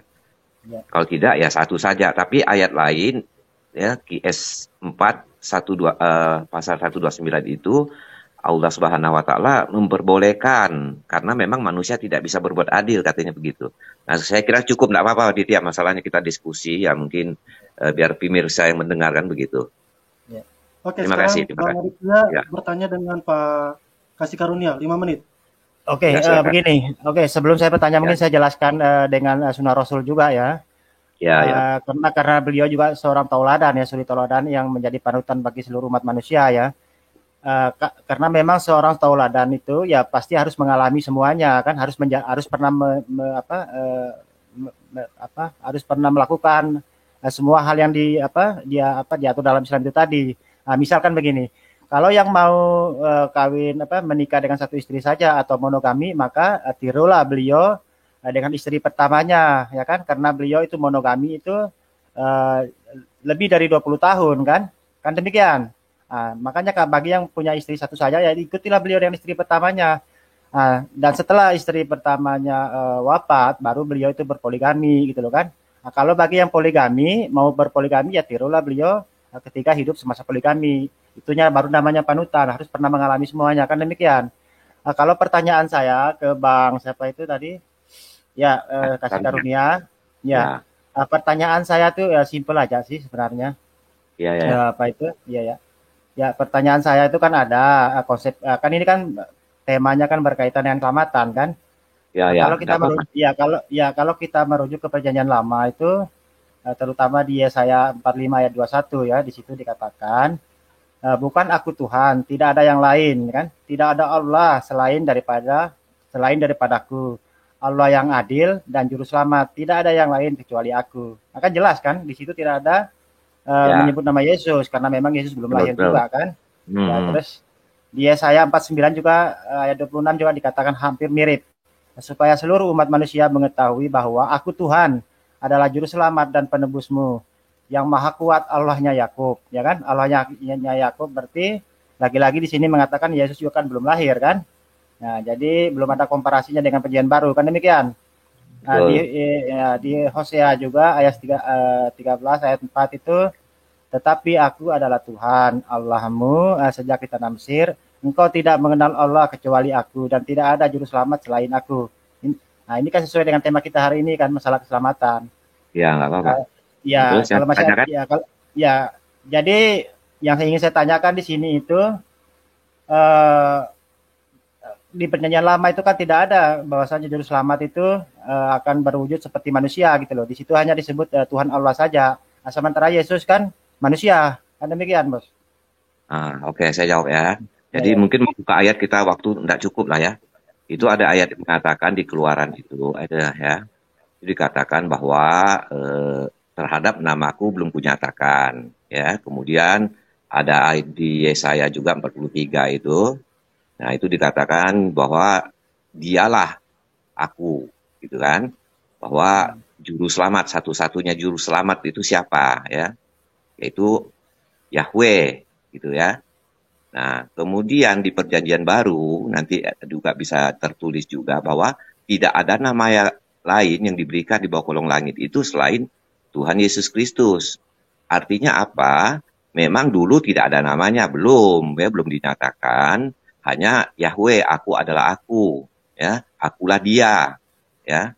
Nah, itu adalah suatu gelar, akulah dia gitu loh. Jadi namanya itu memang belum dinyatakan, ya, hanya suatu gelar. Nah, kemudian setelah Tuhan Yesus Kristus turun ke bumi, ya, untuk menyelamatkan umat manusia, itu baru namanya dinyatakan, yaitu Tuhan Yesus Kristus. Nah, pada saat lahir itu juga jelas bahwa ketika Maria didatangi oleh malaikat, dikatakan namanya itu adalah Yesus, Yeshua HaMashiach, ya, artinya Tuhan penyelamat. Nah, itu ada ayatnya juga yang mengatakan bahwa di bawah kolong langit ini salah satu-satunya adalah juru selamat, yaitu Tuhan Yesus Kristus. Itulah dia, akulah dia. Dan itu ada juga tertulis di perjanjian lama, yaitu di Yesaya, akulah dia. Dan Yesus mengkonfirmasi di dalam perjanjian baru akulah dia, dikutip juga, ada tertulis juga, ya, di Yohanes, begitu. Sekira begitu jawaban saya. Terima kasih. Oke, boleh saya counter sedikit? Ya, kalau masih ada waktu nggak masalah. Oke, begini. Oke, kita sekarang masuk ke perjanjian baru ya. Ya. Karena di perjanjian baru itu memang ya agak unik, makanya saya tuh agak malas mengkaji perjanjian baru itu karena iya ayat yang satu dengan yang lainnya kadang berseberangan gitu. Bisa kita ambil contoh ya, seperti yang sudah Anda jelaskan tadi. Kalau kita baca di Markus pasal 10 ayat 17 sampai 19. Oke, Bang Aditya. Bisa tuh sayang. Nggak apa-apa. Nanti lain ada waktu lagi Aditya. Nanti dengan teman yang lain ya. Ya ya. Oke, sekarang kita lanjut Aditya. Ya, selamat malam Pak Aditya. Dengan Pak Aditya, Pak. Oke, Bapak bertanya 5 menit. Nah, Pak Aditya 5 menit. Waktunya 10 menit ya total semuanya ya. Ya. Boleh tampilkan ayat Al-Quran, Pak? Nggak bisa, Pak. Ini ada timernya soalnya. Saya nggak bisa baca lagi nih apanya nih, Pak. di Quran online-nya. Oke, dimulai dari sekarang ya, Pak ya. Kenapa, Pak? Sebentar, Bang Aditya. Ya, Pak PTL 5 menit, Bang Aditya 5 menit, total 10 menit. Dimulai dari sekarang. Ya. Pak Aditya bisa baca nggak surat Al-Kahf 50, Pak? 18:50. Seharusnya situ yang bawa materi, seharusnya situ yang baca, biar lebih cepat. Soalnya kita ini pakai timer gitu loh, Bos. Bentar ya, Bos ya. Sabar. Bentar, saya bacakan ya. Al-Kahf berapa tadi? Al-Kahf 50. Bapak tolong buka, Pak. 50. Bentar. Lagi loading. Pakai wifi sendiri kan, Pak? Ya. Dan ingatlah ketika kami berfirman kepada para malaikat, sujudlah kamu kepada Adam, ya kan? Maka mereka pun sujud kecuali iblis. Dan dia adalah dari golongan jin, maka dia mendurhakai perintah Tuhan. Pantaskah kamu menjadikan dia dan keturunannya sebagai pemimpin selain aku, padahal mereka adalah musuhmu? Sangat buruklah dalam kurung ya, iblis itu sebagai pengganti Allah dalam kurung Allah ya bagi orang yang zalim. Nah, Pak Aditya kan jago nih Al-Quran. Menurut Bapak ayat ini iblis salah nggak, Pak? Ya apa namanya? Maksudnya salah gimana sih? Ya kan coba kita baca. Dan ingatlah ketika kami berfirman kepada para malaikat, sujudlah kamu kepada Adam, maka sujudlah mereka kecuali iblis. Menurut Bapak iblis disuruh sujud nggak ini? Iya betul, terus. Iya, enggak, saya tanya. Kan ini kan, dan ingatlah ketika kami berfirman kepada para malaikat, sujudlah kamu kepada Adam, maka sujudlah mereka kecuali iblis. Dalam hal ini iblis salah nggak Pak nggak sujud? Begini Pak, di situ kan Iya, saya jawab. Ya, saya jawab. Jangan lama-lama Pak jawabnya Pak. Ini waktunya. Tidak apa-apa, selalu aja biarkan waktu habis. Kan di situ kan bahwasanya iblis kan dikatakan dari golongan jin, makanya bukan yang saya tanya konteks. Iya tahu. Sebentar Pak, sebentar. Saya dulu Pak. Ini kan waktu saya. Kan Allah menyuruh malaikat sujud kepada Adam. Mereka sujud malaikat. Tapi yang salah iblis. Sementara iblis nggak disuruh sujud nih Pak. Ini yang salah Allah atau iblis? Makanya ada dalam Al-Quran itu, tidaklah aku ciptakan jin dan manusia melainkan untuk beribadah. Bukan, iya dengar dulu. Kita cari komparasinya aja Pak. Kan? Iya, saya bacakan lagi ya. Saya bacakan lagi ya. Iya, dan ayat dibaca dengan ayat. Iya, dan ingatlah ketika sudah kami tahu. Sabar sudah dulu. Tahu pertanyaannya. Sudah tahu saya pertanyaannya. Sabar dulu. Sabar. Orang sabar subur. Ya. Dan ingatlah ketika kami berfirman kepada para malaikat, sujudlah kamu kepada Adam, maka sujudlah mereka kecuali iblis. Sementara iblis nggak disuruh sujud, Pak. Terus iblisnya kenapa jadi salah? Ketika kalimat seperti itu, berarti yang disuruh sujud itu dua-duanya secara bersamaan. Bahwa nggak ada, Pak. Nggak ada. Ketika kami berfirman kepada malaikat, bukan berfirman kepada malaikat dan iblis, Pak. Sujudlah kamu kepada Adam, maka sujudlah mereka kecuali iblis. Ini kok iblis tiba-tiba muncul, sementara nggak pernah disuruh sujud.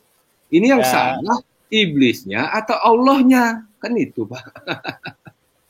Begini Bang, kalau kita baca itu sama juga di Bible gitu ya, kayak bom-bom. Enggak, kita bahas dulu Al-Qur'annya aja. Iya, ketika kalimatnya seperti itu, kalimat pertama itu memang ditujukan kepada para malaikat ya. Tetapi misalnya dengan kalimat begini Pak, misalnya sebentar begini. dulu. Misalnya begini, saya minta Pak Aditya menjawab, misalnya begitu kan?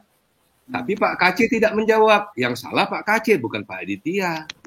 Kan bingung kita nih Pak dengan kalimat seperti ini. Ya, tidak bingung ya, kan? Itu aja sih. Karena apa? Karena kalimat keduanya itu bersifat jamak ya kan, yang walaupun kalimat pertamanya itu bersifat tunggal. Nah kalimat yang mana yang jamak Pak?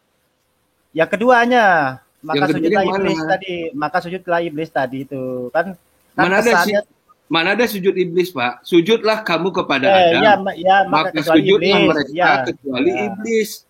Nah ini iblis nggak disuruh sujud, dia nggak sujud, kok jadi salah gitu loh Pak. Ya, itu namanya kalimat pertama itu diperjelaskan dengan kalimat selanjutnya. Kalau situ memahami bahasa Indonesia yang baik dan benar. Kamu berfirman kepada para malaikat, bukan berfirman kepada para malaikat dan iblis.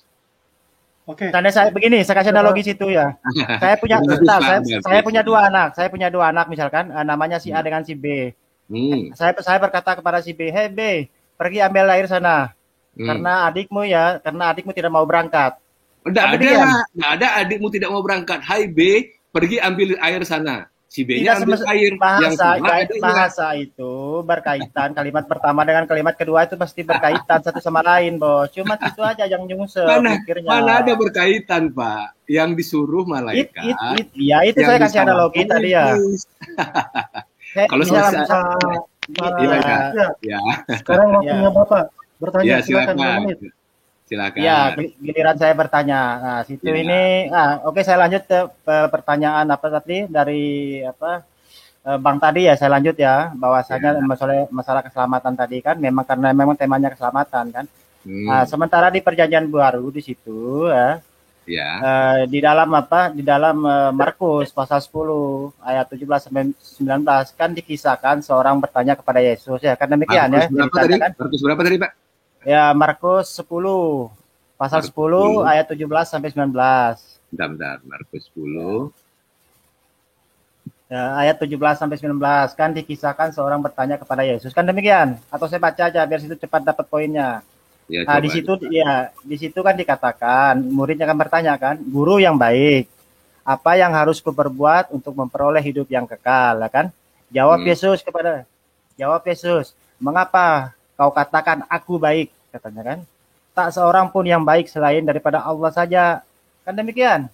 Berarti jelas di situ Yesus hanya menyembah kepada Allah saja, karena dia mengatakan, mengapa kau katakan aku baik? Tak seorang pun yang baik selain daripada Allah saja, ya kan? Nah, itu aja sih lanjutannya dari tadi. Saya bacakan perikop lengkapnya Pak Aditya. Kalau baca ayat itu Bapak motong 17 itu sebagian, motong 18-nya Bapak nggak baca, 19-nya Bapak baca sebagian. Jadi ini perikopnya adalah orang kaya sukar masuk ke kerajaan Allah. Pada waktu Yesus berangkat untuk meneruskan perjalanannya, datanglah seorang berlari-lari mendapatkan dia. Artinya ini bukan bagian dari muridnya Pak, tapi seseorang ya. Dan sambil bertelut di hadapannya, ia bertanya, "Guru yang baik, apa yang harus kuperbuat untuk memperoleh hidup yang kekal?" Jawab Yesus, "Mengapa kau katakan aku baik? Tak seorang pun yang baik selain daripada Allah saja. Engkau tentu mengetahui segala perintah Allah. Jangan membunuh, jangan berzina, jangan mencuri, jangan mengucapkan saksi dusta, jangan mengurangi hak orang, hormatilah ayah ibumu." Lalu kata orang itu kepadanya, "Guru, semuanya itu telah kuturuti sejak masa mudaku." Tetapi Yesus memandang dia dan menaruh kasih kepadanya lalu berkata, "Hanya satu lagi kekuranganmu. Pergilah, jualah apa yang kau miliki dan berikanlah itu kepada orang-orang miskin. Maka engkau akan beroleh harta di surga. kemudian datanglah kemari dan ikutlah aku. Mendengar perkataan itu ia menjadi kecewa, lalu pergi dengan sedih sebab banyak hartanya. Lalu Yesus memandang murid-muridnya di sekelilingnya dan berkata kepada mereka, alangkah sukarnya orang yang beruang masuk ke dalam kerajaan Allah. Murid-muridnya tercengang mendengar perkataannya, tetapi Yesus menyambungnya lagi, anak-anakku, alangkah sukarnya masuk ke dalam kerajaan Allah. Lebih mudah seekor unta melewati lubang jarum daripada seorang kaya masuk ke dalam kerajaan Allah. Mereka makin gempar dan berkata seorang kepada yang lain, jika demikian, siapakah yang dapat diselamatkan? Yesus memandang mereka dan berkata, bagi manusia hal itu tidak mungkin, tetapi bukan demikian bagi Allah, sebab sesuatu adalah mungkin bagi Allah. Nah, terus masalahnya di mana, Pak? Ini kan orang kaya yang tiba-tiba datang kepada Yesus, minta ajaran bagaimana caranya masuk surga. Dan dijelaskan oleh Yesus bahwa dia harus menjual seluruh hartanya, kemudian mengikut Yesus. Halo? Ya, ya, tapi kan jelas Yesus katakan di situ ya hanya Tuhan Allah saja. Ini kenapa? Ada di pihak, aku bertanya ya. Aku ada di pihak, aku ada di BST. Bom. Sebentar, Oke, sebentar. Jadi kalau mau baca Alkitab itu Pak Aditya, jangan sepotong-sepotong Bapakku sayang, ya. Kayak kemarin Anda juga bertakiyah, Anda bilang An-Nisa 65 itu mengenai Ibrahim. Ternyata ini saya bacakan ya Pak, An-Nisa 65 itu ya. Ya, pada saat Anda berdebat dengan Pak KC kemarin, Anda terpojok, Anda mengatakan bahwa tentang Ibrahim itu ada di An-Nisa 55 ya. An-Nisa itu 4 ya, QS 4 ayat 65. Saya bacakan saja. Jadi Anda itu nggak usah bertakiyah Pak. Artinya kita semua bisa mencari secara cepat. Bentar, saya bacakan. Ini adalah 18 detik lagi, masih sempat. Sebentar. Anda bertakiyah kemarin, ya kan?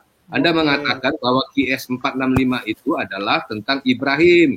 Kenyataannya QS 465 itu berbunyi demikian. Sebentar, mana nih 65? Maka demi Tuhanmu, mereka tidak beriman sebelum mereka menjadikan kaum Muhammad sebagai hakim. Nah, mana Ibrahimnya? Karena Anda bertakiyah itu Pak. Iya. Nah, situ pakai dalam perkara yang mereka perselisihkan. Bisa penonton channelnya Pak Yusuf bisa tonton yang terakhir di di pembahasan masalah Ustadz Somai yang kemarin. Itu ada di menit-menit terakhir di mana Aditya bertakiyah. Dia mengatakan bahwa mengenai Ibrahim ada di An-Nisa 65. Kita bisa baca sama-sama. An-Nisa 65 itu bukan mengenai Ibrahim. Oke. Ini Anda mengatakan takiyah itu, situ ngerti apa sih takiyah itu? Saya ingin dengar dari situ dulu. Orang Pak KC aja yang menjelaskan takiyah itu apa Pak? Jangan saya. Nah, jelaskan Pak KC. Ya, Mister Takiyah. Bang Adit cukup. Oke, sekarang ke Pak Solata. Pak Rey, sebentar Pak. Saya izin pamit Pak. Sudah terlalu malam Pak. Makasih banyak Pak Rey. Makasih banyak. Ya, Tuhan Yesus memberkati. Salam kemenangan. Salam kemenangan. Oke, sebelum saya lanjut, saya mau sapa dulu Pak Sarul. Selamat malam Pak Sarul. Malam. Iya Pak, apa Pak tadi Bapak sudah dengar peraturannya untuk diskusi? Iya, sudah. Oke, sekarang ke Pak Solata. Selamat malam Pak Solata.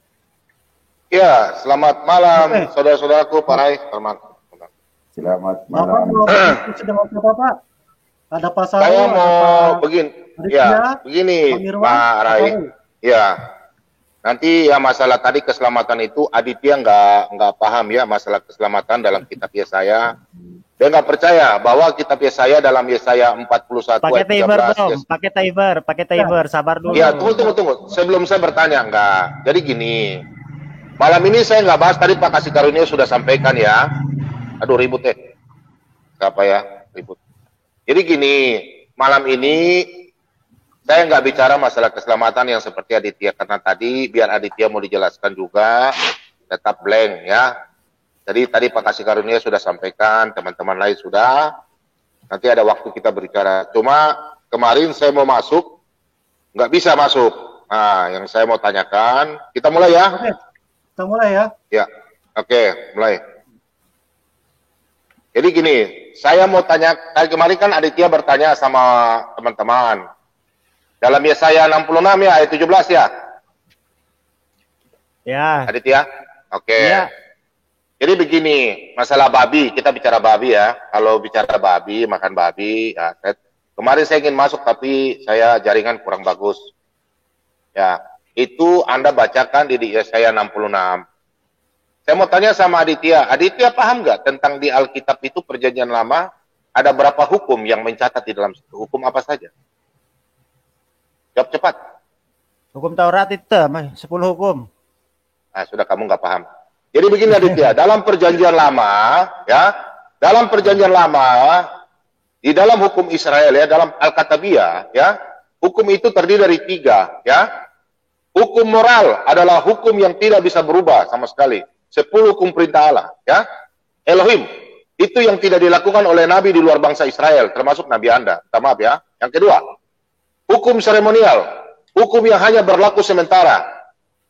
Kemudian hukum sipil, hukum yang berlaku bagi bangsa Israel, karena keselamatan hanya datang dari bangsa Israel, bukan dari kitab Kejadian sampai Maliaki. Anda baca kitab Yesaya, kitab Imamat, nah, itulah Imamat di Ketum Taurat, ya, masalah babi ya. Kemudian dalam kitab Keluaran, oke? Kemudian dalam Imamat 11 ayat 7, babi apa semua ya, dan kelinci apa yang tidak bersirip, saya akan cepat sedikit.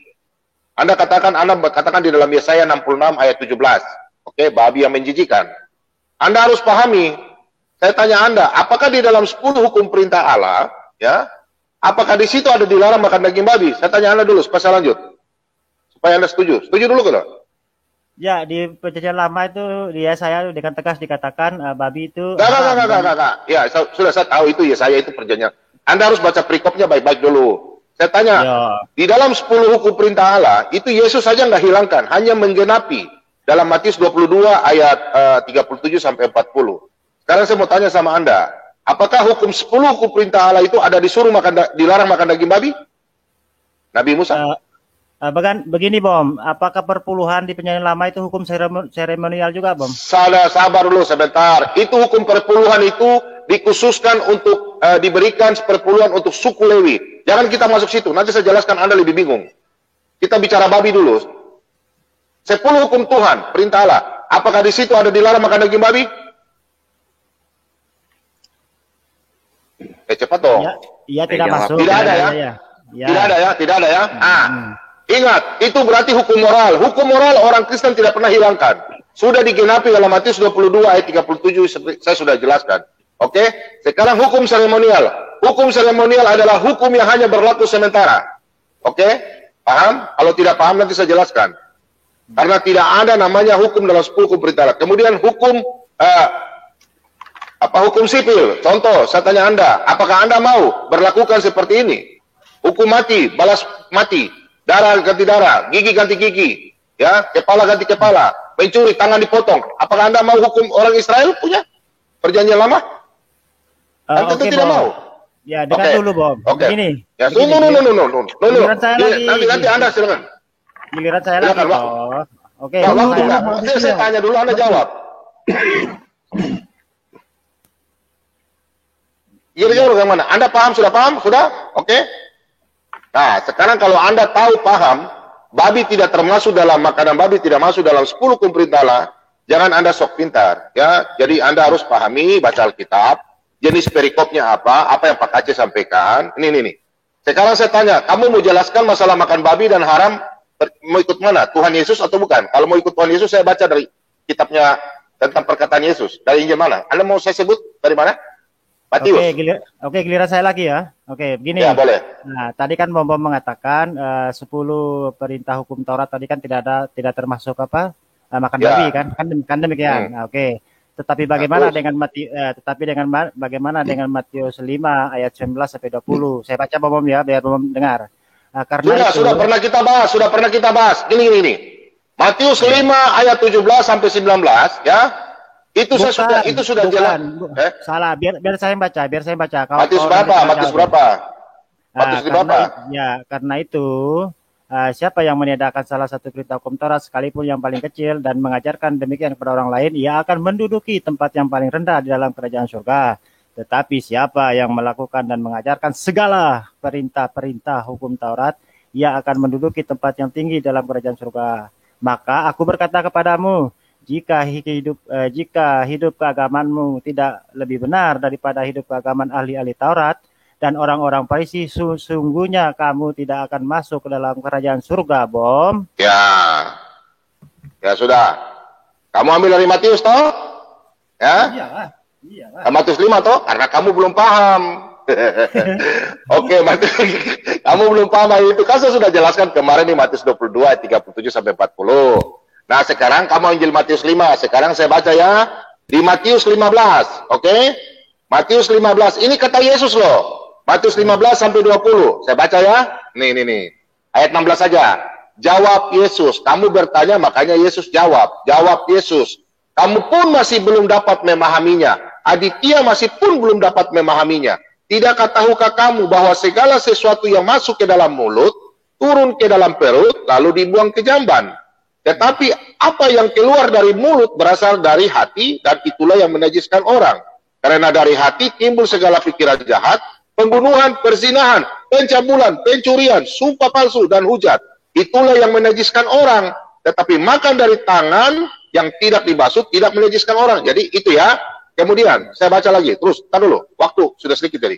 Kemudian dari Markus. Nah. Dari Markus. Ini kata Yesus lagi. Markus 7. Saya jawab dulu. Saya lagi, ini waktu saya, Bom. Saya jawab dong. Saya jawab dulu. Kan kamu nggak puas nanti. Saya jawab dulu. Supaya untuk edukasi untuk orang lain. Supaya kamu paham kenapa sampai hukum itu ditiadakan. Tak. Ini kata Yesus loh. Maka jawabnya, apakah kamu tidak dapat memahaminya, Aditya? Tidak tahukah kamu bahwa segala sesuatu dari luar yang masuk di dalam seseorang tidak dapat menajiskannya? Ayat 19. Ini Markus loh ya, Markus 7. Ya. Karena bukan masuk ke dalam hati, tetapi di dalam perutnya, lalu dibuang di jamban. Dengan demikian, yaitu Yesus, menyatakan semua makanan itu halal. Katanya lagi, apa yang keluar dari seorang, itulah yang menajiskannya. Oke? Sekarang kau lagi berusaha lagi. Terus. Ya, Bobo tadi kan mengatakan bahwasanya makan babi itu termasuk hukum seremonial, hukum sementara atau adat istiadat Yahudi. Tetapi Bobo tetapi perpuluhan juga di Perjanjian Lama itu kan tidak masuk wilayah 10 perintah hukum Taurat juga ya. Tetapi Bobo tidak mengatakan itu hukum seremonial dan dipakai sampai sekarang. Kan demikian, ya kan? Terus kalau memang itu ayat tadi di Matius yang saya sampaikan tadi mengenai hukum Taurat tadi, berarti makanya saya katakan sama Bom itu kalau saya sudah masuk ke Perjanjian Baru agak blank saya. Kenapa? Karena ayat satunya mengatakan ke timur, ayat satunya mengatakan ke barat. Kan demikian, Bom. Yang namanya firman Tuhan itu pasti tidak akan bertabrakan satu sama lain atau dengan kata lain kontradiksi. Kan demikian, Bom. Masa firman Tuhan itu giliran saya ke timur, sudah 1 menit. Barat. Ya. Sudah, itu menurut kamu. Kamu mau terima tidak terserah kamu. Yang penting edukasi buat orang lain. Gini ya, di dalam Kisah Para Rasul 10 nanti ayat 12 sampai 15 nanti kamu baca, itu agak panjang ya. Itu Petrus diberikan makanan, beberapa jenis makanan yang haram. Orang Yahudi kan, Petrus ini orang Yahudi, bukan orang Arab. Dia itu nggak makan makanan kayak babi. Ini aja Tuhan berikan bahwa itu makanan halal. Ya, kemudian dengar, keselamatan. Maksud saya tanya, apakah Anda makan, apakah Aditya kalau tidak makan daging babi ke surga? Saya tanya dulu, sebelum saya jawab. Apakah tidak memakan daging haram, apakah Aditya sudah dijamin masuk surga? Kan tidak. Jadi keselamatan itu bukan dari makanan, ya, tapi roh dan kebenaran. Itu orang Kristen, saya sudah jelaskan ya. Karena dalam Roma 14 ayat 17, Roma 14 ayat 17, sebab kerajaan Allah bukan soal makanan dan minuman. Kemudian dari 1 Korintus 8 ayat 8. Sebentar, 1 Korintus 8 ayat 8. Makanan tidak membawa kita dekat lebih ada. Ingat, makanan tidak membawa kita kepada Allah. Ya, itu 1 Korintus 8 ayat 8. Kemudian Efesus 2 ayat 13 sampai 15. Ya udah habis ini. Kolose 2 ayat 16, Anda baca ya, Kolose 2 ayat 16 dan 17. Baca lagi 1 Timotius 4 ayat 4, karena semua yang diciptakan Allah itu baik dan suatu pun tidak ada yang haram jika diterima dengan ucapan syukur. Haleluya. Amin. Terserah aku melanjut. Ya, sedikit lagi. Ya, begini Bom. Kan apa Waktu kalau kita habis. mulai dari kisah ya, sedikit lagi kan kalau dimulai dari kisah Nabi Adam ya. Katanya kan Nabi Adam itu diberi perintah oleh Tuhan jangan memakan buah Adam bukan terlarang. nabi. Ya, Adam bukan nabi. ya jangan dipotong dulu waktu saya. Jangan memakan buah terlarang. Itu kan itu sebagai ujian supaya apa itu Adam itu taat. Kan demikian kan kalau Adam tidak taat maka Itu tidak ada habis konsekuensinya itu. dia selamat. Itu Makanya peraturan. Oke. Cukup. Habis. Bom monopoli waktunya. Bukan monopoli apa? Habis. Oke, cukup. Ya, giliran sebelum Pak Sarul kita- lagi. Sebentar, Pak Aditya. Sebelum kita lanjut diskusi, ada teman kita nih yang Kristen ingin bertanya. Cuman sebentar. Oke, saya naikkan Ibu pengacara. Selamat pagi, Ibu pengacara. Selamat pagi. Ya, silakan Ibu. Ibu mau tanya apa, Bu ya? Iya, Boleh? saya Silakan. ya selaku orang yang paham hukum, ya saya cuma mau menyapa teman-teman yang muslim. Diskusi ini jelas, dasar hukumnya jelas, yaitu memakai Al-Quran dan Alkitab. Ya, masing-masing ya artinya begini. Jadi di sini saya nggak mau debat kusir. Saya cuma mau tanyakan ke teman-teman muslim. Selama ini ditanya sama Pak Kacé, selalu kan ngelak. Artinya mereka sendiri mengakui bahwa Al-Quran adalah firman Tuhan. Atau firman Allah lah, apalah bahasanya. Di situ di dalam Al-Quran juga menyebutkan bahwa Tuhan Yesus itu adalah firman itu sendiri. Tapi mereka mengelak. Ya, jadi selama ini kan saya ngikutin. Saya lihat teman-teman ini selalu membawa logika yang tidak logika. Iya. Selalu membantah Pak Kacé tanpa dasar. Artinya selalu katanya. Terutama Mirwan dan Adit. Ya. Harus dengan baik-baik. Harus pahamin dulu bahasa Indonesia. Baru ikut diskusi. Ya. Kalian selama ini sudah merendahkan kita. Pengikut Kristus kita tidak pernah melawan. Nah saat ini kita buka diskusi, ruang diskusi. Pakailah logikamu gitu loh. Jangan kalau sudah ditanya Pak Kacé. Yang soal tadi yang disebutkan Pak Kacé yang soal Isa Al-Masih. Itu aja kalian bantah. Berarti kalian membantah Al-Quran dong. Kalau memang yang diturunkan ke Muhammad itu adalah Al-Quran.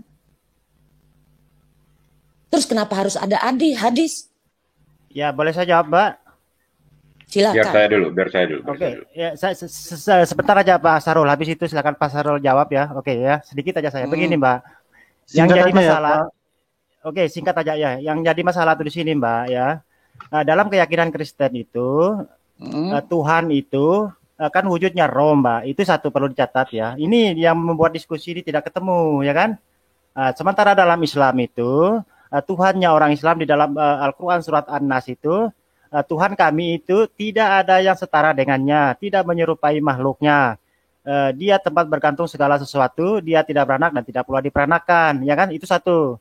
Sementara ketika Pak Kacé itu mengambil ayat bahwasanya Nabi Isa itu diciptakan dengan kalimatullah atau ruhnya, di sinilah tempat masalahnya. Karena Oke, apa? sebentar saya tanya Ya. dulu Bapak. Pak Kacé mohon izin dibacakan lagi ayat di dalam Al-Quran ya. Sebentar, yang Pak Kacé sebentar. baca itu kan ayat di dalam Al-Quran. Sebentar. Bukan sebelum ayat di dalam apapun ya, buku Alkitab kita atau Injil kita bukan. Tapi di dalam Al-Quran. Orang ini kan ngeyel kan. Iya, saya jawab Mbak. Harus Oke. dipahami ya, sebentar. Iya, Harus sampai enggak. pahami satu hal. Belajar hukum itu bukti. Artinya sebelum menyimpulkan itu harus pembuktian. Oke, Paham saya ya? buktikan, Pak. Oke, saya buktikan ya bahwa Tuhan Anda itu berbentuk roh. Nah, saya diam buktikan. dulu. Saya cuma mau klarifikasi apa yang tertulis dalam kitab Anda. Betul, saya Artinya buktikan. apa yang disampaikan Pak Kacé selama ini. Mas Adit, sebentar Mas Adit. Ayat yang berapa itu, Bu? Ya, sebentar Pak Sarul, saya tambah sedikit ya. Kalau Tuhan Anda itu berbentuk roh ya, di sini dikatakan di Kejadian 1 ayat 2, bumi belum berbentuk dan kosong. Gelap gulita menutupi Saya tidak bahas di samudera raya. Al-Quran. Saya tidak bahas di kitab kita. Karena kali ini kita membahas Al-Quran. Kalian yang menghina ya, Biar saya yang dulu sebentar. melecehkan, Mbak, kalau melecehkan. berdiskusi itu tidak Sebentar boleh dulu, menolak, sebentar, harus sebentar. dua arah. Tidak Bukan, boleh. bukan. Anda Sabar mengkaji dulu. Al-Quran, kami Sabar juga berhak dulu. mengkaji kitab Anda. Apa haknya Pak Kacem Sabar, mengkaji sabar Al-Quran? dulu, sabar dulu. Oh, tidak bisa Ini begitu, kita tidak ngomong bisa, soal tidak bisa kebenaran. searah. Diskusi kalau adil kebenaran itu harus kamu dua harus terima. arah. Al-Quranmu itu benar apa Oh. enggak? Oke. Enggak, Pak. Saya tidak Menyadari. interpretasi. Begini, maaf saya potong, saya mau Babit Munur mengantuk, saya sudah ngantuk. Pak Yusuf, terima kasih atas waktunya. Terima kasih. Dua, ya. Jangan lari dulu. Bukan bom, saya Kamu lari. Iya bom dan dua. Kamu bilang kamu wilayah berapa? Saya di Papua ini sudah jam 3. Gimana sih? Ya, kata Bang Haji kan jangan banyak begadang. Nanti Ah, iya, penyakit begadang. akan udah datang. Oke, terima kasih. atas Begadang, waktunya, jangan Pak Yusuf. begadang. Pak Adit, Ya. Pak Adit. Ya. Saya maksudnya Gimana? saya izin ngomong, maksudnya ini kan channel yang mengedukasi. Artinya begini, saya minta tolong juga setiap apa yang disampaikan Pak KC itu ada dasarnya. Ya, dasarnya jelas ya. Artinya mau membantah pun jangan katanya. Ya. Yang dimaksud di dalam channel ini yang saya pahami, sebentar. Mas Adit, sebentar ya. Artinya yang saya pahami dan semua penonton saya kira paham. Channel ini mengcounter, artinya apapun sebelum kita membuka diskusi, itu kan ada pembahasannya tentang apa. Ya kan? Artinya kita mengcounter yang salah, yang keliru, yang dipahami pihak sana. Artinya yang menuduh kita yang tidak benar, nah kita mengcounter gitu loh.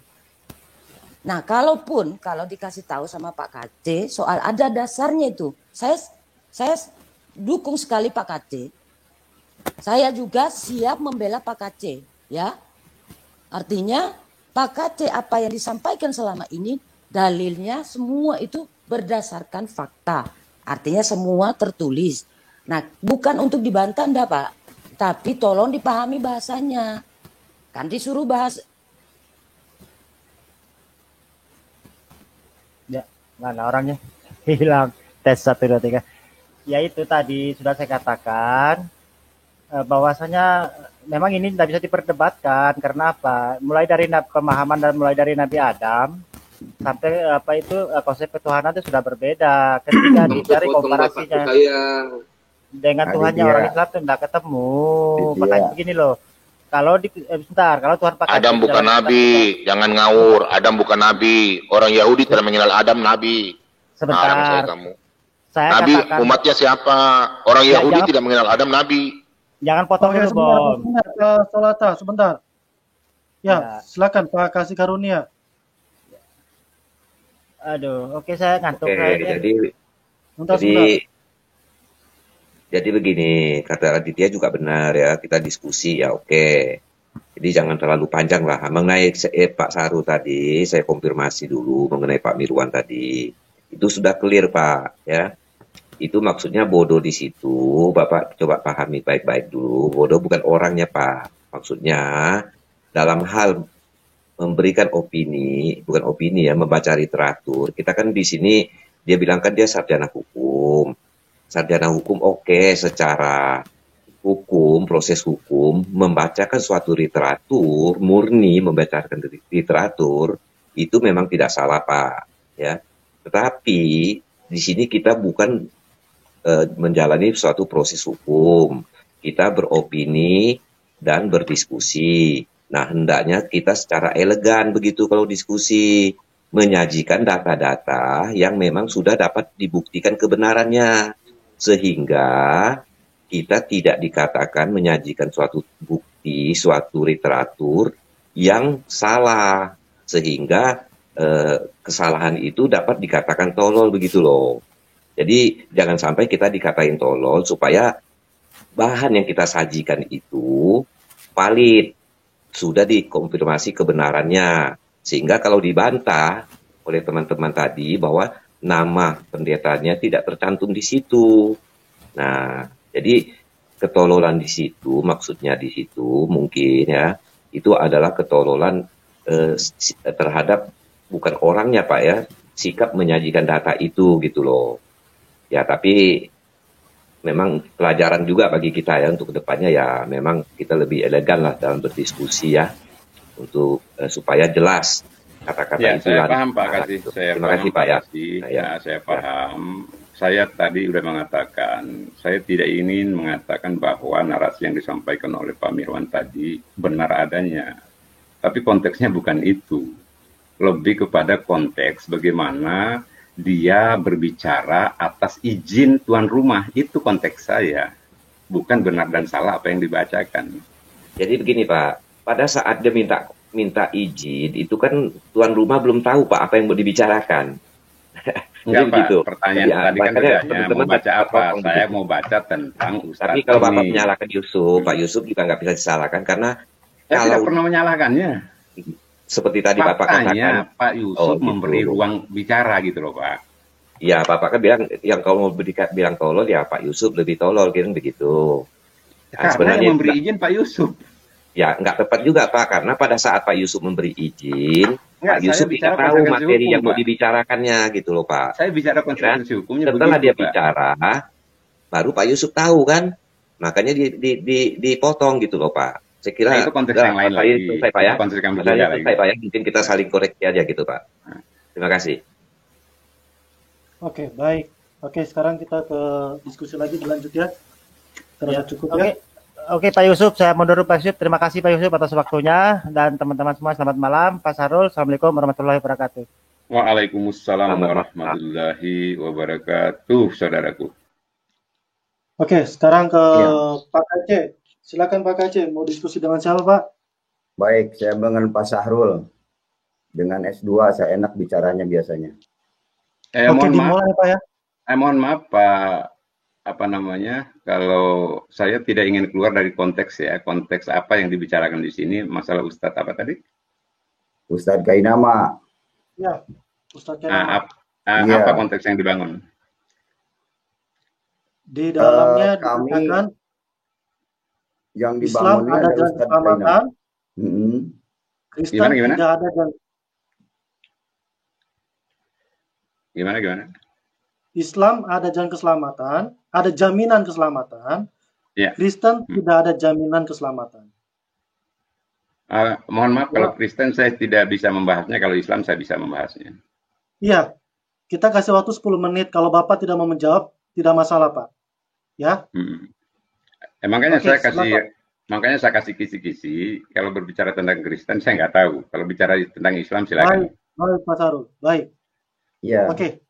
Waktu Pak Kaca 5 menit, waktu Pak Sarul 5 menit. Silakan dimulai dari sekarang. Baik. Pak Sahrul, saya ingin bertanya kepada Pak Sahrul, begitu yakin di dalam Islam akan masuk surga. Sedangkan Muhammad sendiri dikatakan surat 46 Al-Ahqaf ayat 9 mengatakan dirinya tidak tahu masuk surga atau tidak.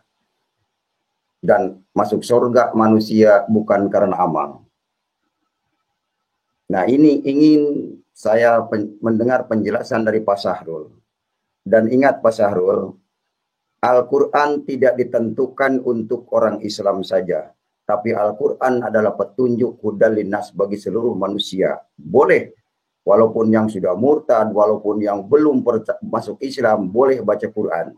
Jadi Anda tidak berhak memvonis, tidak ada dalilnya. Kalau memang Anda punya dalil bahwa yang murtad tidak boleh baca Quran, silakan tampilkan di sini ya. Jangan Anda memvonis orang lain tidak boleh baca Quran. Sebentar, kalau bicara jangan ngawur ya.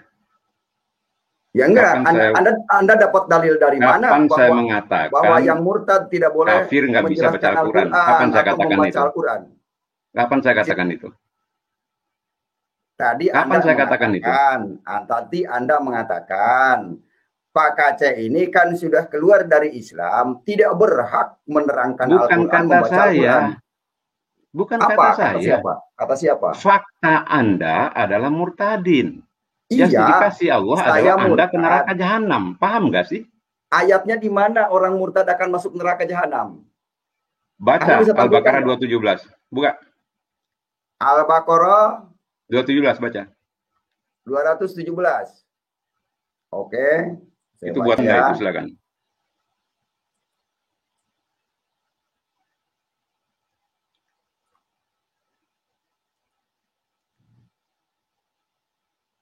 Mana? Ya bacalah, saya nggak baca Al-Quran. Yas'alunaka anis syahr Ramadan fihi.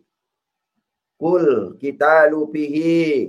Jangan baca itunya salah itu. Jangan baca itu. Mereka bertanya kepada Muhammad tentang berperang pada bulan haram. Katakanlah berperang dalam bulan itu adalah dosa besar.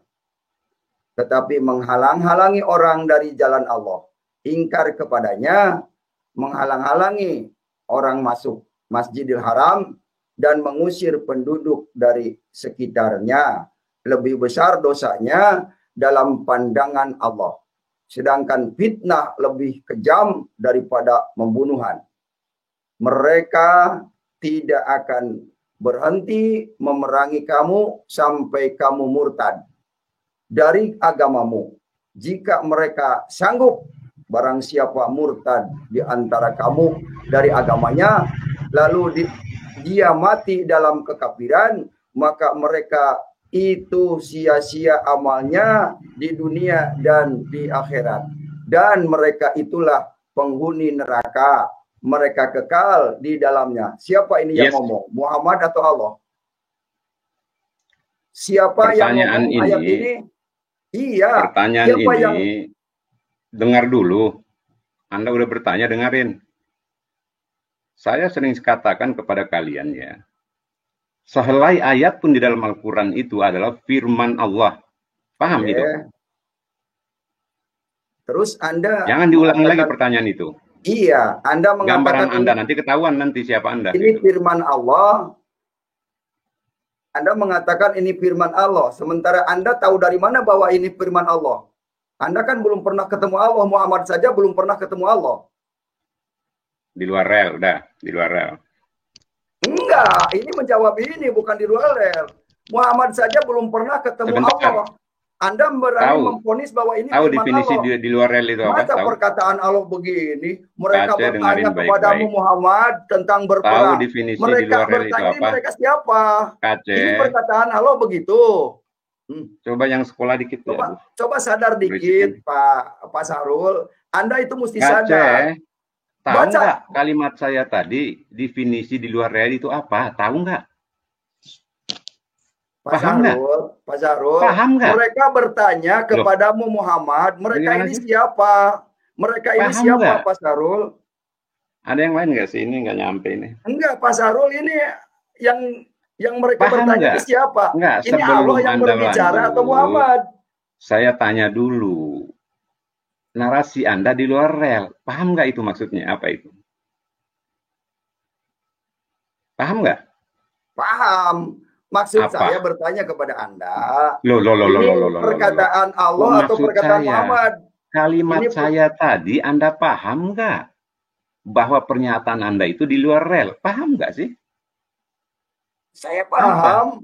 Apa? Di luar rel itu apa? Maksud Anda di luar rel gimana? Nah, betul begitu baru bicara diskusi yang baik ya. Di luar rel yang dimaksud adalah narasi Anda sejak kapan Anda ketemu Allah. Itu namanya di luar rel. Iya, sejak kapan dengar dulu, sejak kapan orang Islam mengaku pernah ketemu Allah? Sejak kapan? Hah? Sejak kapan?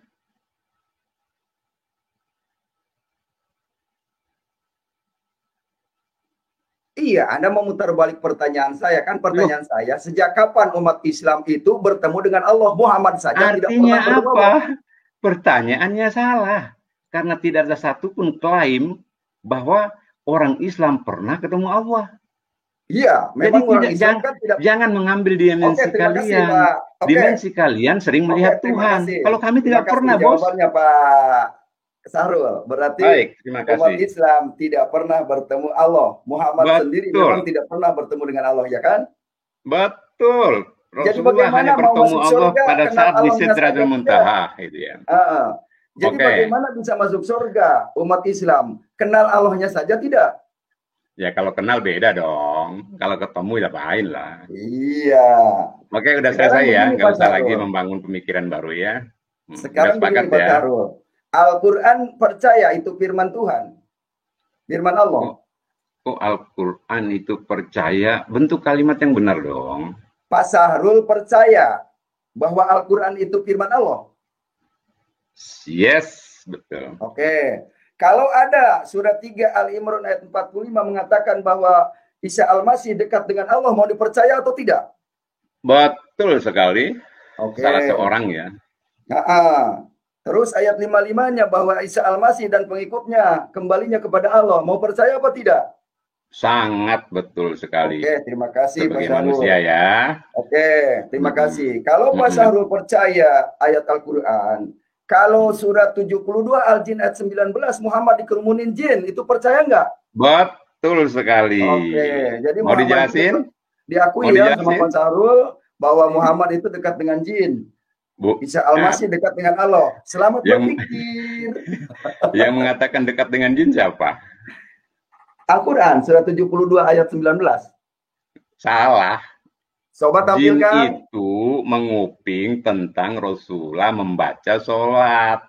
Jadi saking sahdunya bacaan Rasulullah itu tentang keesaan Allah dan kemuliaan Allah, jin pun ikut mendengarkan itu.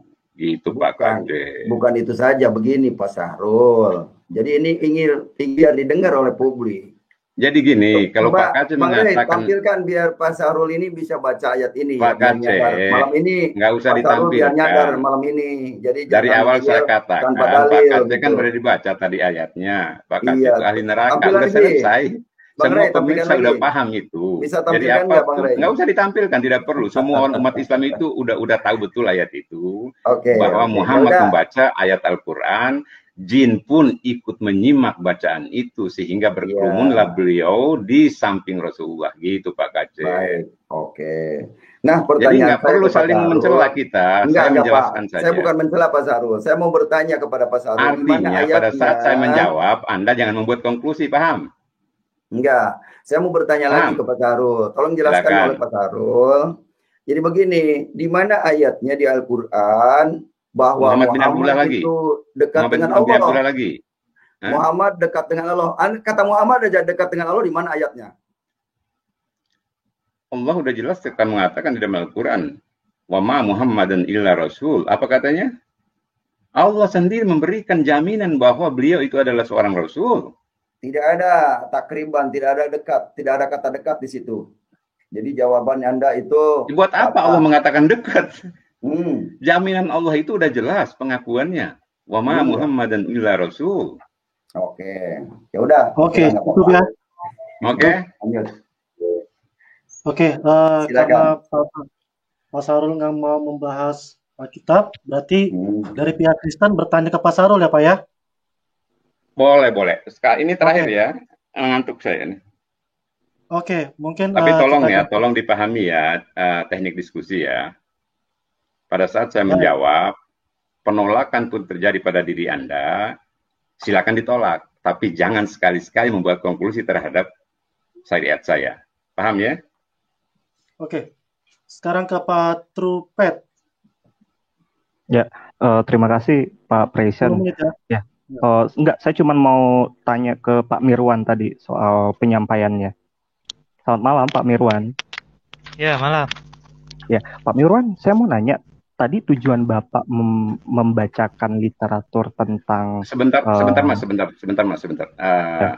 Aku ini ada izin nih, ada apa namanya? Ada keperluannya. Oke, Pak moderator, sorry ya, aku izin ya. Oke, makasih Pak Sahrul. Ya, kalau ada yang kurang berkenan ya, kalau ada tensi yang naik itu bagian daripada ekspresi saya saja, tidak dalam rangka menghina siapapun, gitu ya. Sama-sama Pak Oke, Sahrul. baik, terima kasih Pak Sahrul. Baik, Pak Mirwan, assalamualaikum warahmatullahi wabarakatuh. Malam bagi yang lainnya. Waalaikumsalam Pak Sahrul. Ya, Pak Mirwan, saya mau tanya tujuan Bapak tadi membacakan tentang identitas Ustaz Kainama sebelum menjadi Muslim itu tujuannya apa, Pak? Enggak, tadi Anda dengar nggak? Waktu saya bicara tadi dengar? Tidak begitu lengkap. Saya hanya mendengarkan bahwa Kainama itu adalah mantan pendeta dan sebagainya. Tapi saya ingin tahu dulu tujuan Bapak membacakan itu apa, Pak? Tadi udah saya bilang, sudah saya katakan juga tadi. Saya membacakan itu hanya sebagai penyeimbang. Penyeimbang aja. Ya. Penyeimbang ini berarti ada Ya, yang berat. soalnya kan tadi kan semuanya pada ya kontra tentang Pak Ustadz Kaimana kan. Nah, Ya. makanya saya memberikan keseimbangan gitu Oke, dengan cukup sampai di situ, mengambil Pak. Bapak tujuannya, literatur oke, dari oke, Google itu tunggu sebentar. Saya cuma untuk ingin tahu dulu tujuan Bapak. Oke, sekarang saya lanjutkan. Apa kata-kata dari Pak Yusuf yang menyebabkan Anda berpikir penyampaiannya itu tidak berimbang tentang identitas karena Kainama? kan tadi kontra semua kan. Semua Apanya tadi yang kontra? bicara kan kontra. Ya maksudnya Apanya yang kontra? negatif. Negatif bahwa Tanggapannya negatif terhadap bahwa Ustadz negatif terhadap Ustadz Kaimana. lalu Bapak mengatakan bahwa dengan menyampaikan identitas Ustadz Kainama yang sebelumnya adalah pendeta, itu menyeimbangkan perkataan Pak Yusuf. Begitu, Pak, maksud Bapak? Iya, maksudnya menyeimbangkan supaya diskusi ini adil gitu loh. Adilnya itu ada belum jelas. bahan masukan yang saya baca dari Google itu. Bahan masukan berarti Bapak percaya dari Google itu bahwa Pak Kainama itu adalah pendeta. Bapak percaya? Apa? Bapak percaya tentang identitas? Ya kan tadi saya bilang itu kan saya hanya membacakan, soal percaya atau tidak percaya ya saya nggak ini itu loh. Jadi Bapak percaya atau tidak tentang tujuannya tadi hanya menyeimbang gitu loh. Iya, kalau misalnya tujuannya adalah menyeimbangkan, berarti Bapak menemukan bahwa perkataan Pak Yusuf itu tidak benar. Lalu Anda menyeimbangkan supaya apa yang dikatakan sama Pak Kainama itu benar. Makanya Anda menyeimbangkan, bukan? Perkataan Pak Yusuf yang tidak benar apa maksudnya? Tadi kan Pak bilang, Bapak karena ada perkataan-perkataan yang negatif. Lalu Bapak mencoba membacakan identitas Kainama yang sebelumnya adalah pendeta, tujuannya untuk menyeimbangkan. Apanya yang diseimbangkan, Pak? Apanya yang diseimbangkan? Itu menyeimbangkan.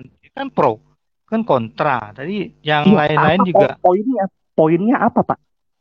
Poinnya ya pokoknya pandangannya tuh terhadap Ustadz Kaimana itu negatif gitu loh. Negatifnya yang mana? Apakah dengan menyajikan gini. Apakah dengan menyajikan gini loh Pak, apakah dengan menyajikan identitas Kainama sebelumnya akan membenarkan semua perkataan Kainama, atau sebaliknya akan menjelaskan bahwa apa yang disampaikan Kainama adalah semuanya hoax?